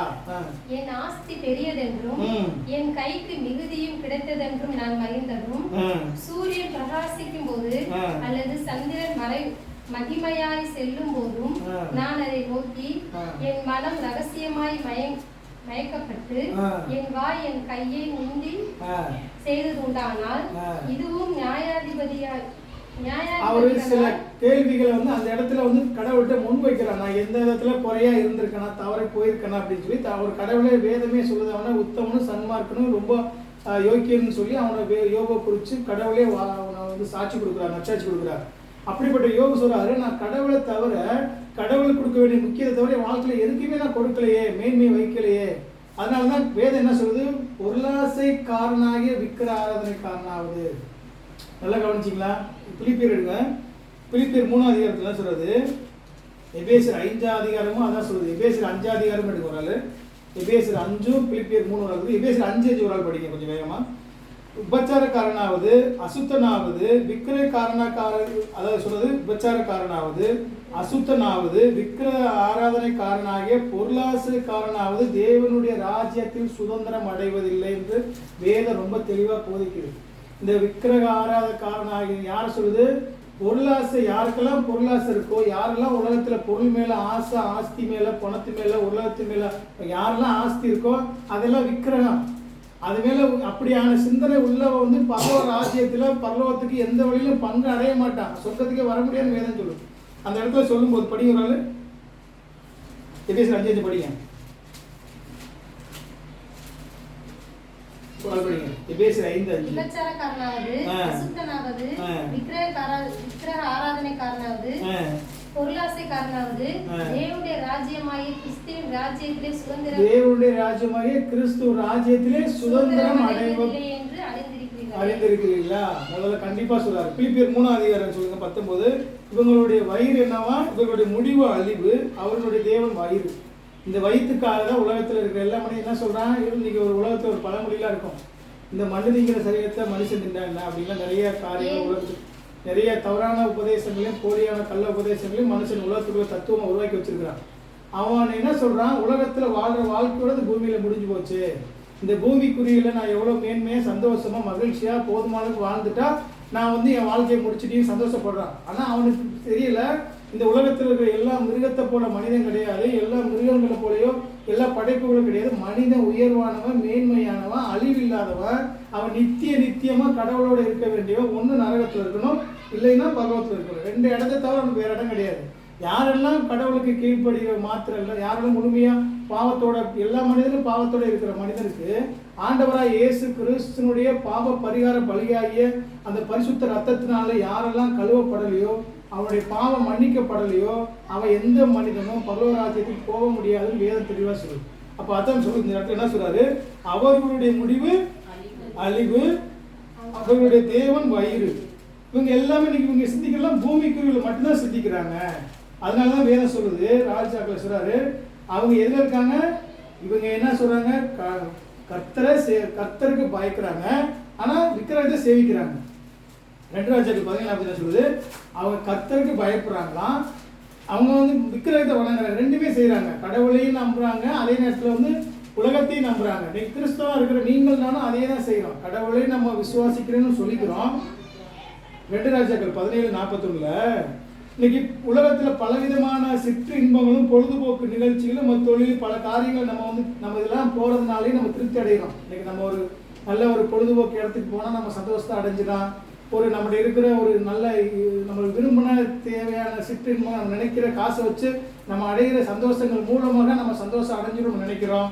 இப்படிலாம் நம்ம பல காரியங்களை செஞ்சு நம்ம திருப்தி அடைகிற உலகத்தில் நீங்கள் நல்லா வேத வல்லுநர்களே சரியான ஒரு முதிர்ச்சியான மனிதர்கள் நீங்கள் சந்திச்சிங்கன்னு சொன்னால், உலகத்தில் இருக்கிற எந்த ஒரு மனிதனும், உலகத்தில் இருக்கிற எந்த ஒரு ஆஸ்தினாலும் எந்த ஒரு மனிதனும் திருப்தி அடைகிறதே இல்லை. எவ்வளோ சொத்து இருந்தாலும், எவ்வளோ ஆஸ்தி இருந்தாலும், எவ்வளோ நீங்கள் எத்தனையோ மனைவிகளை அவன் தவறான வழியில் பயன்படுத்தின நீங்கள் அவரோட வரலாறு இப்போ நீங்கள் விஜய் மல்லாவே கேளுங்க. அவர் உலகத்தில் அவர் வயசு என்ன, அவர் எத்தனையோ பெண்களை வச்சிருந்தார், எல்லாம் அனுபவிச்சு அவர் ஒன்றுமே உலகத்தில் சமாதானமே இல்லாமல் வாழ்ந்தேன்னு சொன்னார். ஒன்றும் இல்லை, ஒரே ஒரு நீங்கள் உதாரணம் சொல்ல போனீங்கன்னா சாலமோனுடைய வாழ்க்கையை பாருங்க.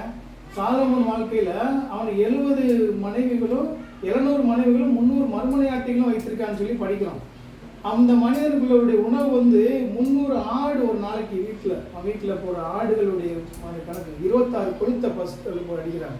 அது இல்லாமல் அன்னன்னைக்கு உண்டான மாவுகளும் கணக்கு பண்ணி பார்த்தீங்கன்னா ஒரு நாள் உணவை சொல்லும் போதே நம்மளால மிரள முடியல. அவனுடைய உடத்தின வர்ண உடைகள் என்ன, அவன் வீட்டில் தங்கம் கற்களை போல கொட்டி கிடக்கு. நம்ம ஊரில் ஜல்லிக்கற்கள் கற்களை போல கொட்டி கிடக்குன்னு சொல்லி அப்படிப்பட்ட வாழ்ந்த மகா வல்லமையான சாலமோன் சொல்ற உலகத்தில் எல்லாமே மாய அப்படிங்கிற. இந்த உலகத்தினால எந்த ஒரு இன்பத்தையும் சந்தோஷம் அனுபவிக்கலைங்கிறான். அவனுக்கு சந்தோஷமா மகிழ்ச்சியா தற்கால சந்தோஷமா தெரிந்தா கூட அவனுடைய ஆத்மாவில் முழுமையான திருப்தியை உலகத்தினுடைய எந்த பொருளோ எந்த பணமோ எந்த ஆஸ்தியோ எந்த உறவுகளோ கொடுக்க முடியாது.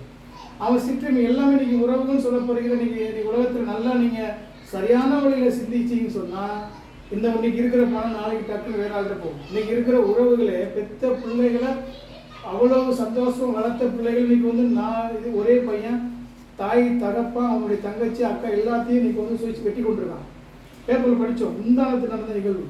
அந்த மாதிரி எத்தனை நிகழ்வுகளை நீங்கள் உதாரணங்களை காட்டிங்கன்னு சொன்னால் உலகத்தில் தாய்க்கு ஈடான அன்பு சொல்ல முடியும். அந்த தாய் இன்னைக்கு தவறான வழியில் நிறையா குழந்தைகளை கொள்றதை நம்ம படிக்கிறோம். அப்போ உலகத்தில் எந்த உறவுகளுமே எந்த விதமான பொருளுமே எந்த விதமான ஐஸ்வர்யத்திலே ஒரு மனித முழுமையான சந்தோஷத்தையோ திருப்தியோ ஒரு ஆத்மா அடைய முடியாது. ஏன்? கடவுள் என்னைக்கு ஆதாம் கடவுளை விட்டு பிரிஞ்சானோ, கடவுள் கீழ்ப்படியாமல் போனானோ அன்னையிலிருந்து மனிதனுடைய ஆத்மா வெறுமையாத்தான் இருக்கு. இந்த மனிதனுக்கு உடம்புக்கு எப்படி, நம்மளுக்கு சரீரத்துக்கு எப்படி உணவுலாம் நம்மளுக்கு தேவை இருக்கோ, நம்மளுடைய சாப்பாட்டுக்காகவும் நம்மளுடைய ஆகாரத்துக்காகவும் நேரம் எல்லாம் சரீரம் எப்படிலாம் நம்மளுக்கு நம்ம உடம்பு தேடுதோ, அதுபோல் நம்மளுக்குள்ள ஒரு ஆத்மா அது எப்பொழுதுமே கடவுளை தேடுகிற உணர்வை கொடுத்துட்டே இருக்கும்.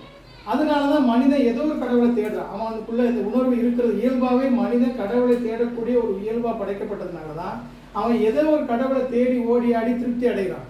அந்த கடவுள் மூலமாக நான் சந்தோஷப்படுறேன், திருப்தி ஆகிறேன், எனக்கு கடவுளை நன்மை செய்கிறாருன்னு சொல்லி அதன் மூலமாக அவன் திருப்தி அடைகிறான். ஆனால் மெய்யான கடவுள் ஏதுன்னா வேத வெளிப்படுத்தப்பட்ட மெய்யான யெகோவாகிய ஆண்டவராக இயேசு கிறிஸ்து மாத்திரம்தான். இந்த முழு உலகத்தையும் படைத்தவர் மாத்திரமா. அவர் சொல்றார், எல்லா இடங்களையும் சொல்றார், நானே சர்வவல்ல தேவன். அவர் எத்தனை வரலாறு நிகழ்வுகளை நம்மளுக்கு கொடுத்துருக்காரு வேதத்தில். இன்னைக்கு ஏதோ ஒரு கட்டு கதையோ நம்ம உட்காந்து கண்மொழித்தனமான கேள்வி பேச்சது கிடையாது. நம்ம உட்காந்து கவனமா ஆழமா சிந்திச்சு பார்க்க வேண்டிய முக்கியமான காரியம். வேதம் தொடர்ந்து 4000 வருஷ வரலாறு வெளிப்படுத்திட்டே வருது. கடவுள் எப்படியெல்லாம் வெளிப்பட்டார், எப்படியெல்லாம் அவரோட இடைப்பட்டார், எப்படியெல்லாம் இந்த மனிதன் விக்கிர வழிபாட்டில் இருக்கிற மனிதெல்லாம் அதை மாட்டினார், அவங்க மூலம் நியாய தீர்ப்பை செலுத்தி தான் சர்வவல்ல தேவன் எப்படிலாம் நிரூபிச்சான்னு சொல்லி தொடர்ச்சியாக சொல்லிட்டே வர்றாரு. இன்னைக்கு வரைக்கும் எங்கேயோ பார்த்தா நீங்க வெளிநாட்டு கடவுள், அங்க இருக்கிற கடவுள் நமக்கு எல்லாம் போதிக்க போறோம். அதே அந்த கடவுள் முழு உலகத்துக்கும் அவர் தான் சர்வவல்ல தேவன் சொல்லி இன்னைக்கு எங்கேயோ குக்கிராமத்தில் வாழ்ந்திருக்கிற உங்களுக்கு எனக்கும் தன்னுடைய மெய்யான கடவுள் யார் என்பது நம்ம இருதயத்துக்குள்ள நம்ம புகுத்துனதுனால, நம்ம உணர்ந்ததுனால நம்ம அந்த சர்வவல்ல தேவனை அறிந்து கொள்ள முடியும் மெய்யான பாக்கியத்தை படுத்திருக்கோம். அதனால தான் நம்ம எல்லா இடங்களுமே சர்வவல்ல கடவுளை நம்மளுடைய கருத்தோடும் ஆழமாகவும் ஆராதிக்கிற தடை செய்கிற எல்லாமே சர்வவல்ல தேவனை மெய்யான கடவுளை உண்மையான கடவுளை ஆராதிக்கவும் உண்மையான இருதயத்தோடு முழு ஆத்மாவோடு முழு பலத்தோடு முழு நம்மளுடைய இருதயத்தோடு நம்ம ஜெபிக்க முடியாதபடிக்கு, அவரை ஆராதிக்க முடியாதபடிக்கு, அவரை தொழுது கொள்ள முடியாதபடிக்கு தடை செய்கிற எல்லாமே என் இருதயத்துக்குள்ள இருக்கிற எல்லாமே விக்கிரக தொழிற்சாலை தான் வேதம் சொல்லுது. அதனால எந்த இடங்கள்லாம் நம்ம வேற தேவர்கள்லாம் எது சொல்றோம், அந்த வேற தேவர்களை விட்டு விலகணும். இன்னைக்கு வேற தேவர்கள் சொல்லும் போது நம்மளால முழுமையா கடவுளை கருத்தா ஆராய்க்க முடிய நிறைய தடைகள் நம்ம உலகத்துல இருக்கு. நீங்கள் நானும் நம்ம சிந்திச்சு பார்க்கணும். என்னுடைய சர்வவல்ல தேவனை நீங்க உங்களை நீங்க ஆராய்ஞ்சு பார்க்கணும். என்னைக்கா இருந்தாலும் சர்வவல்ல தேவனை ஒரு நாளைக்கு நீங்க நீதியான நியாய தீர்ப்புல சந்திக்க நீங்க ஆயத்தப்பட்டே ஆகணும். எந்த வித மாற்ற கருத்து இல்லை. நீங்க விசுவாசிச்சாலும் விசுவாசிக்கலாம், நம்பினாலும் நம்பலைனாலும், ஏற்றுக்கொண்டாலும் ஏற்றுக்கொள்ளாவிட்டாலும் ஒரு நாள்ல நீதியுள்ள நியாயாதிபதியா சிங்காசனத்துல அந்த ராஜாதி ராஜாவா எல்லா மனு குலத்தையும் நியாயம் தீர்க்கக்கூடிய இடத்துல அவர் இருப்பார். அந்த இடத்துல எந்த மனிதனையும் யார் முழு உலகமும் அந்த இடத்துல அவர் சந்திச்சுதான் ஆகணும். அப்ப சந்திக்கும் போது என் வாழ்க்கையில என்னிட்ட பேசின இந்த சர்வவல்ல தேவனை விட்டு என்னை அவர் ஆராதிக்க முடியாதபடிக்கு, அவரை தொழுது கொள்ள முடியாதபடிக்கு, அவருக்கு என்னுடைய வாழ்க்கையில முக்கியத்துவம் கொடுக்க முடியாதபடிக்கு எனக்கு எதெல்லாம் முக்கியமா தேவைப்படுதோ அன்னைக்கு எனக்கு வெறுமையா தெரியும், அன்னைக்கு கேலியா தெரியும். இன்னைக்கு கேலி பண்ற எல்லாமே அன்னைக்கு முன்னாடி ராஜாதி ராஜாவுக்கு முன்பாக அவர் எல்லாருக்கும் உண்மை யுத்தமான ஊழியக்காரர் என்னுடைய நீ சுதந்திரத்துல பிரவேசின்னு சொல்லி வாக்கு கொடுப்பார். அப்ப யாருக்காவது பங்கு இருக்கோ அப்ப விசுவாசிகளாகிய உங்களுக்கு எனக்கும் எதையெல்லாம் நம்ம வாழ்க்கையில எதெல்லாம் நம்ம வேற தேவனை நம்ம சிந்திச்சு பார்க்கணும். மறுபடியும் கூட அந்த எடுங்க ஒரு வருஷம் அவர் சொல்ற வார்த்தையை 17 அதிகாரத்தை மறுபடியும் எடுங்க. 2 ராஜாக்கள் 17 அதிகாரம் 41 வசனத்தை மறுபடியும் படிங்க. இந்த வசனங்களை அவங்க அதை மாத்திரம் சொல்லல, அவங்க செஞ்சது மாத்திரம் சொல்லல, தங்களுடைய பிள்ளைகளும் பிதாக்கள் செய்தது போல பிள்ளைகளுடைய படிங்க வசனத்தை படிங்க. அப்படியே அந்த ஜாதிகள் கர்த்தருக்கு பயந்தும் தங்கள் விக்கிரகங்களை சேவித்தும் வந்தார்கள். அவர்கள் பிள்ளைகளும் அவர்கள் பிள்ளைகளின் பிள்ளைகளும் தங்கள் பிதாக்கள் செய்தபடியே இந்நாள் வரைக்கும் செய்து வருகிறார்கள். பாருங்க, அவங்க செஞ்சது மாத்திரம் இல்ல, அவங்க எப்பெல்லாம் செஞ்சாங்களோ அங்க கானான் தேசம் நுழைஞ்சாங்களோ அதுக்கு பின்னாடி இவங்க விக்கிர வழிபாடு கர்த்தரை பயந்தாங்க, விக்கிரகத்தை வழிபட்டாங்க. இது என்ன பண்ணாங்க, பிதாக்கள் செஞ்சத அவங்க பிள்ளைகள் பிள்ளைகளுடைய பிள்ளைகள் பிள்ளைகளுடைய பிள்ளைகள் தொடர்ந்து செஞ்சு வந்தாங்க. அப்ப கடவுளுடைய அந்த பிரசனத்தை விட்டும் கடவுளுடைய அன்பை விட்டு அவங்க விலகி சென்றாங்க, அடிமைத்தனத்துக்குள்ள போனாங்க. எத்தனை அவங்க அவங்களுடைய அந்த தேசத்தை ஆசீர்வதிக்கப்பட்ட தேசத்துல அவங்களுடைய சிறு பிள்ளைகளையும் செவத்துல தூக்கி அடிக்க கொடுத்தாங்க. தன்னுடைய மனைவிமார்களை நிர்வாணப்படுத்தி அவங்களெல்லாம் கொலை செய்ய வச்சு அந்த ஊரெல்லாம் தீக்குளிக்க வச்சாங்க. ஏன் கடவுளுடைய மறுதளிச்சு கொடுக்கப்பட்ட வாக்கு கொடுக்கப்பட்ட கானான் தேசத்துல அவங்க சுதந்திரமா அனுபவிக்காம தங்களுடைய சொந்த உடைய மெய்யான கடவுளை விட்டு கீழ்ப்படியாம போனதனுடைய விளைவு அவங்க அதெல்லாம் சந்திச்சாங்க. நம்ம வாழ்க்கையில வேற தெய்வத்தை எப்படி நம்ம காண்றதுன்னு சொல்றதுன்னா, என் வாழ்க்கையில ஒரு கேள்வி நமக்குள்ள கேள்வி கேட்கலாம். நான் வேற தெய்வம் என் வாழ்க்கையில எப்படி நான் உணர்ந்து கொள்றது, புரிஞ்சு கொள்றது, வேற தெய்வம் என்ன அது என் வாழ்க்கையில சொல்றாரு. நான் எந்த காரியமா இருக்கட்டும், இப்போ உண்மையிலேயே ஒரு கடவுள் என்ன ஒரு காரியம் விட சொன்னார்னா, என்னை விட்டு விட சொன்னா என்ன விட முடியுமானா, அது என்னால் விட்டு விட முடியல, அது வேற தெய்வர்கள் தான். என் வாழ்க்கையில எனக்கு ஒரு தொழிலா இருக்கு, தொழில் வேணான்னு சொல்றாரு. எனக்கு ஒரு முக்கியமான ஒரு இடத்துக்கு போக வேண்டிய சூழல் இருக்கு, அந்த இடத்துல நீங்க போக வேணாங்கிறார். இல்ல எனக்கு கொடுக்கப்பட்ட ஒரு சொத்தை ஒரு ஆள் உதவி செய்ய வேண்டிய சூழல் இருக்கு, அது கொடுக்க வேண்டிய சூழல்னா, இப்ப கிறிஸ்துக்குள்ள உண்மையா நேசிக்கிறவங்க சரியான வழியில புரியணும். எல்லாத்தையுமே சும்மா முட்டாள் மாதிரி அள்ளி கொடுக்க சொல்லல கடவுள். எல்லாத்தையுமே ஒண்ணுமே இல்லாம நீ தரித்திரமா வாழுன்னு சொல்லல.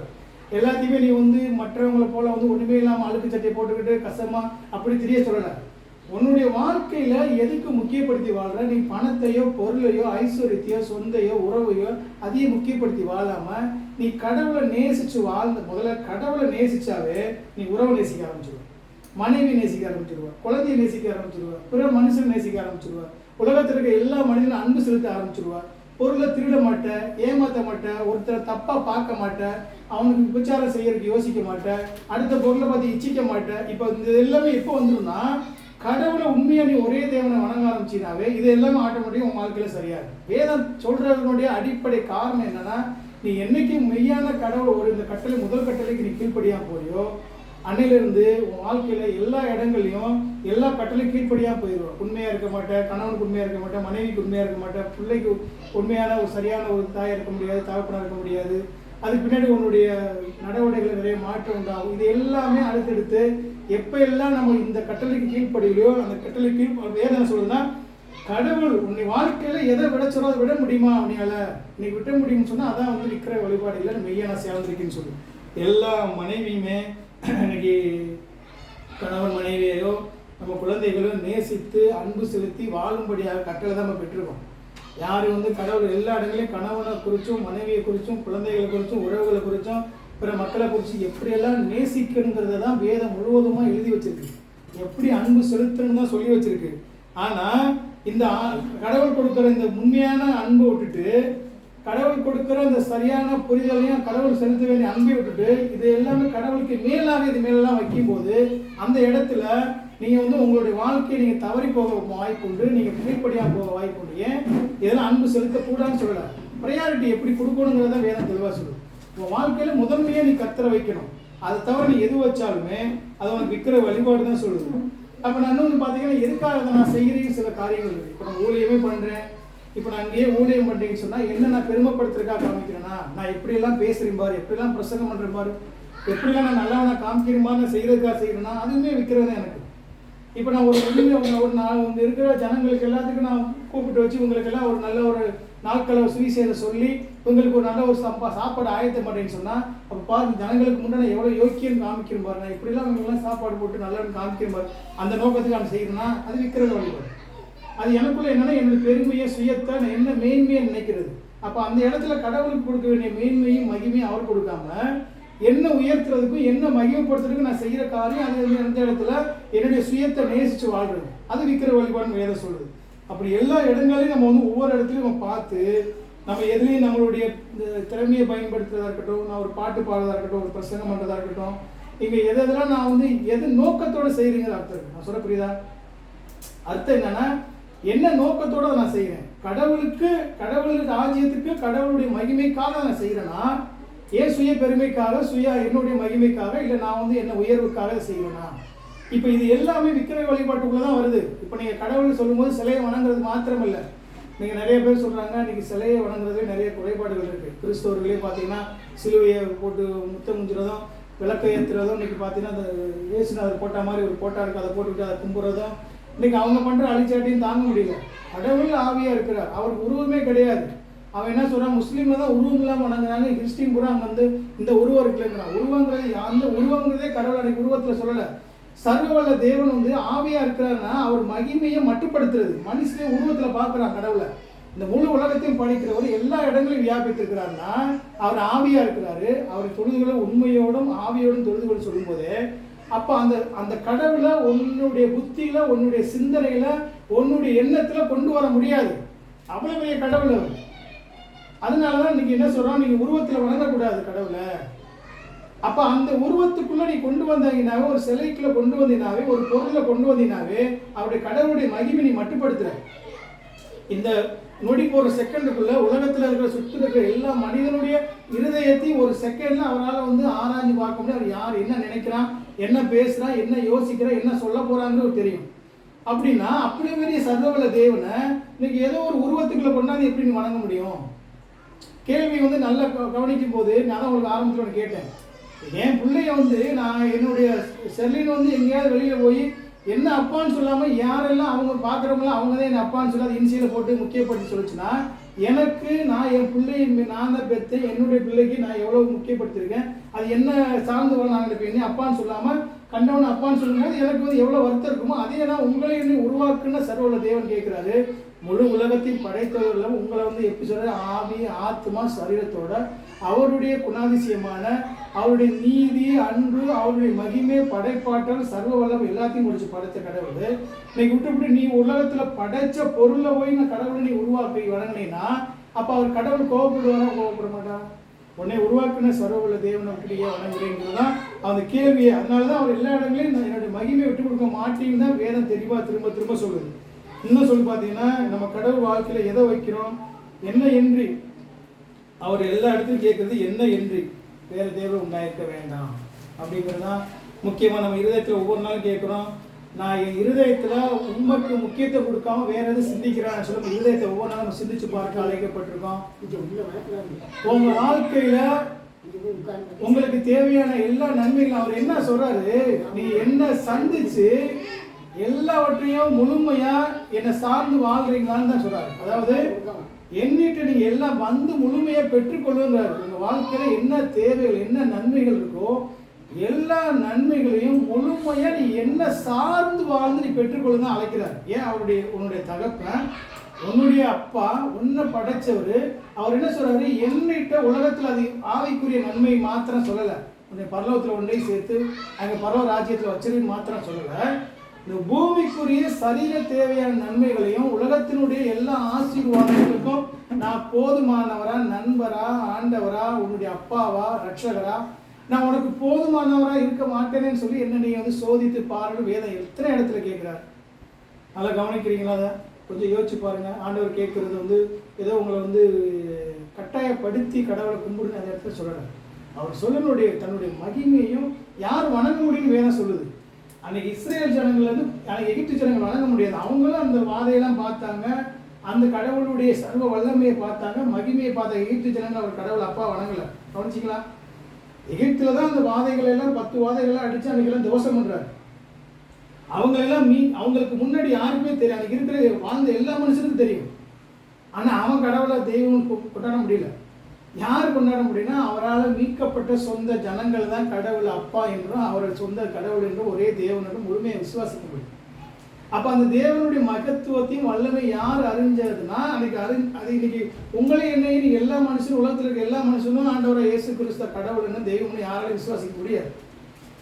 யார் விசுவாசிக்க முடியும்? அவருடைய சொந்த ரத்தத்தினால பாவம் மன்னிக்கப்பட்ட அந்த கல்வாரி சிலுவையில உங்களுக்காக எனக்காக எனக்கு பதிலாளாக ரத்தம் சிந்தின கர்த்தர் இயேசு கிறிஸ்துனுடைய பரிகார பலியினால என்னுடைய எல்லா பாவம் மன்னிக்கப்பட்ட அவருடைய குமாரனாக குமாரத்திகளாக தெரிந்து கொள்கிற உங்களால் என்னால் மாத்திரம்தான் அவரை ஒரே கடவுள் என்று உண்மையான கடவுள் என்று உலகத்தை விட, உலகத்தில் இருக்கிற பொருளை விட, உலகத்தில் இருக்கிற ஆஸ்தியை விட, உலகத்தில் இருக்கிற எந்த ஒரு நபரை விட நான் கடவுளை அதிகமாக நேசிக்க முடியும். இல்லையா?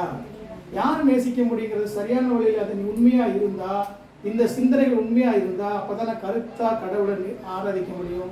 உண்மையான இருதயத்திலிருந்து என்னால் ஆராதிக்க முடியும், உண்மையான உள்ளத்திலிருந்து என்னால் ஆராதிக்க முடியும். அது இல்லாத வரைக்கும் நான் ஏதோ சடங்காச்சரமா போலியா அசம்பந்தமா நான் அவரை ஆராதிக்க வேண்டிய விதம் என்னால் ஆராதிக்க முடியாது. ஏன் நம்மளால பாடும் போதெல்லாம் இன்னும் வந்து அந்த உற்சாகமான ஒரு சந்தோஷம் இல்லைன்னு சொன்னா நமக்குள்ள இருக்கிற உலகத்தில் இருக்கக்கூடிய பாடு போராட்டம் உலகத்தை நீ வாழ்றதே எப்படா இருக்குன்னு மாதிரி சிந்தனை இருக்கு. உலகத்தை கடந்து செல்றதே எவ்வளவு பிரச்சனைகளும் நம்ம இருக்கிறோம்.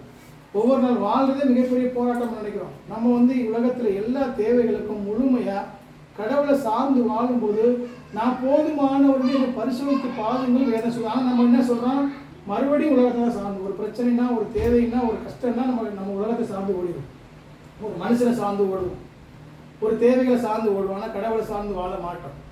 அந்த காரியங்களை கடவுள் சொல்றாரு. அவர் இடத்துல இன்னும் ஒரு 10 நிமிஷத்துல உங்களுக்கு மறுபடியும் நான் முடிச்சிடறேன். ஏன்னா முக்கியமான ஒரு காரியத்தை சொல்லி முடிச்சிடறேன்.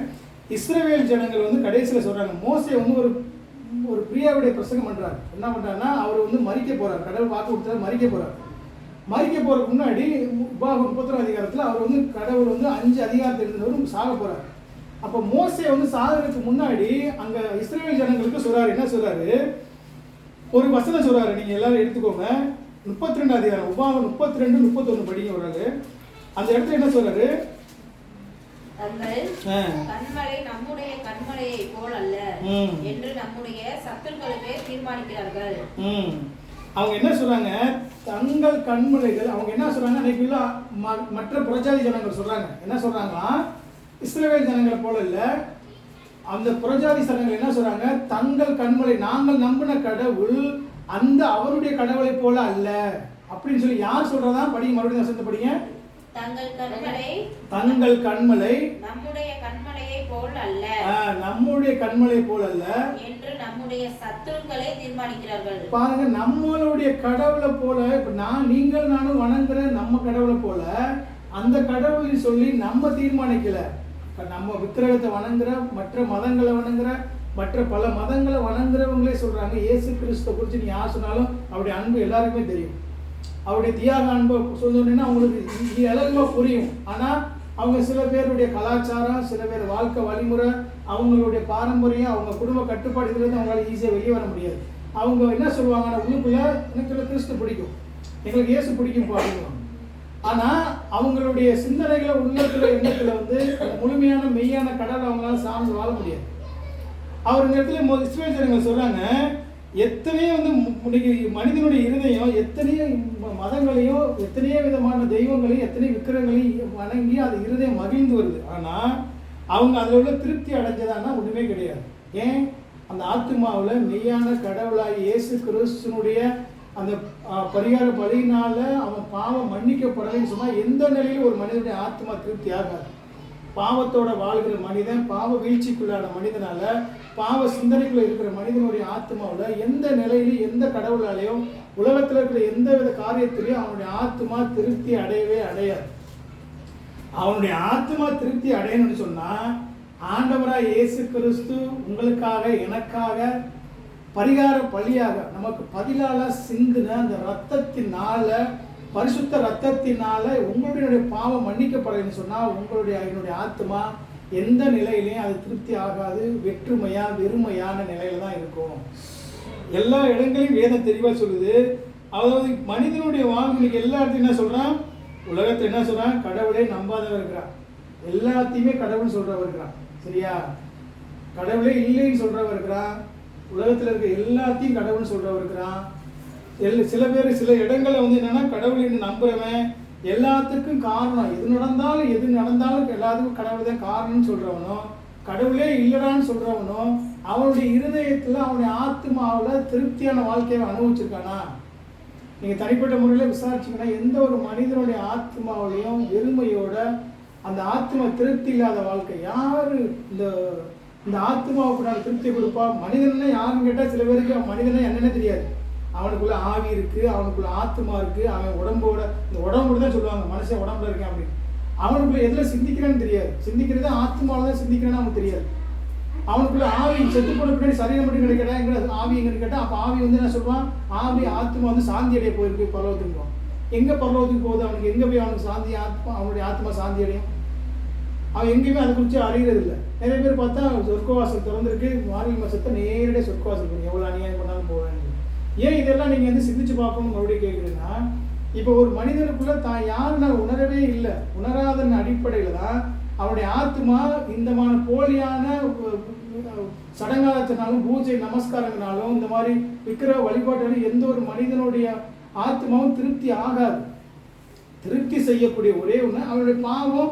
எப்போ கடவுளோட படைக்கப்பட்ட ஆதாம் ஏவாலும் கடவுளோட இருக்கிற அந்த தேவ சாயலை என்னைக்கு இழந்தாங்களோ அவனுடைய ஆத்மா வெறுமையாகி போச்சு. அப்போ அந்த ஆத்மா மறுபடியும் அவனுடைய சமாதானம் ஆகணும்னு சொன்னால் இழந்து போன அந்த தேவ சாயலை பெற்றுக்கொள்ளணும். அப்போ பெற்றுக்கொள்வதற்கு எந்த மனிதனாலையும் பாவியாக மனிதனால எந்த விதமான பரிகார வழியே கிடையாது. அப்போ அவன் ஒரே வழிதான். அதுக்காக தான் கடவுளே பாவ பரிகார பலியான கடவுளே ஆண்டவர் இயேசு கிறிஸ்து வடியில பூமிக்கு வந்தார். அவருடைய அந்த பரிகார மரணத்தினால் இல்லாமல் அவன் ஆத்மா திருப்தி ஆகாது. அதனால திரும்ப திரும்ப சொல்றாரு, மனிதனுடைய வாழ்வு துன்பம் நிறைஞ்சது, அதனால துன்பமும் ஏமாற்றமும் அவனுக்கு வரும்போது ஏதோ ஒரு கடவுளை நோக்கி கூப்பிடுறான். அவன் நோக்கி கூப்பிடணும், அந்த கடவுள் பதில் கொடுக்குமா? பதில் கொடுக்கான்னு வேத சொல்லு. படுங்க எடுங்க ஒரு ஆளு எரேமியா எடுங்க 11ஆம் அதிகாரம். அந்த கடவுள் அவனுக்கு பதில் கொடுக்குமான்னு சொல்றாரு. படிக்கிற எரேமியா எடுங்க, கொஞ்சம் கூட பயிற்சி நேரம். எரேமியா 11ஆம் அதிகாரம் எடுங்க, 11ஆம் வசனத்திலிருந்து படிங்க ஒரு ஆளு. 7ஆம் வசனத்துல படிங்க. எரேமியால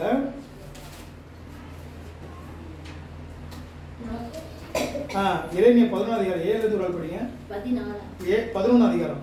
நான் உங்கள் பிதாக்களை எகிப்து தேசத்திலிருந்து வரப்பண்ணின நாள் முதல் இந்நாள் மட்டும் நான் அவர்களுக்கு திடச்சாட்சியாய் என் சத்தத்தை கேளுங்கள் என்று ஏற்கனவே சாட்சி விளங்கத்தக்க விதமாய் எச்சரித்து வந்தேன். ஆனாலும் அவர்கள் கேளாமலும் தங்கள் செவியை சாயாமலும் போய் அவரவர் தம் தம் பொல்லாத இருதயத்தின்படி நடந்தார்கள். ஆதலால் நான் அவர்கள் செய்யும்படி கட்டளையிட்டதும் அவர்கள் செய்யாமற் போனதுமான இந்த உடன்படிக்கையின் வார்த்தைகளை எல்லாம் அவர்களுக்கு பதில் பலிக்க பண்ணுவேன் என்று சொல் என்றார். பின்னையும் கர்த்தர் என்னை நோக்கி, யூதாவின் மனுஷனுக்குள்ளே எருசலேமின் குடிகளுக்குள்ளும் ஒரு கட்டுப்பாடு காணப்படுகிறது. அவர்கள் என் வார்த்தைகளை கேட்க மாட்டோம் என்றும். பாருங்க, அவங்களுக்குள்ள என்ன இருக்கா, யூதாவின் மனுஷன் இஸ்ரவேல் ஜனங்கள் 2 அந்த 12 கோத்திரத்தையும் மொத்தமா பேசுறாரு. என்ன எப்படி இருக்காங்கன்னா, கேட்க மாட்டோம் என்றும் அந்நிய தேவர்களை சேவிக்க அவைகளை பின்பற்றி தங்களுடைய முன்னோர்களின் அக்கிரமங்களுக்கு திரும்பினார்கள். நான் தங்கள் பிதாக்களோட பண்ணின உடன்படிக்கையை இஸ்ரவேல் குடும்பத்தாரும் யூதா குடும்பத்தாரும் மீறி போட்டார்கள். ஆகையினால் இதோ அவர்கள் தப்பிக்கொள்ள மாட்டாத தீங்கை அவர்கள் மேல் வர பண்ணுவேன். அவங்க மீறி போனாங்க, அவங்களுக்கு தீங்கு வரும், தீங்கு வர பண்றாரு, கடவுள் தான் வர பண்றாரு. அப்பொழுது என்னை நோக்கி கூப்பிடுவார்கள். அப்பொழுது மறுபடியும் என்ன பண்ணுவாங்க, கடவுள் அவங்க தான் கத்திரி செய்தாங்க, உலகத்தையும் பிசாசி வணங்கினாங்கல்ல. அப்ப என்ன சொல்றாரு, அப்ப இந்த மாதிரி பிரச்சனை வரும்போது என்னைக்கு கூப்பிடுவாங்க, இப்ப நான் என்ன பண்றேன்னு சொல்றாரு. நான் அவர்களை கேளாதிருப்பேன் என்று கர்த்தர் சொல்லுகிறார். நான் அவங்களுக்கு சொல்ற கூப்பிடும் போது நான் கேட்க மாட்டேன், அவங்களுக்கு பதில் செய்ய மாட்டேன், அவங்க வார்த்தையை கேட்காம நாம காதை அடைச்சுக்கிறேங்கிறார்.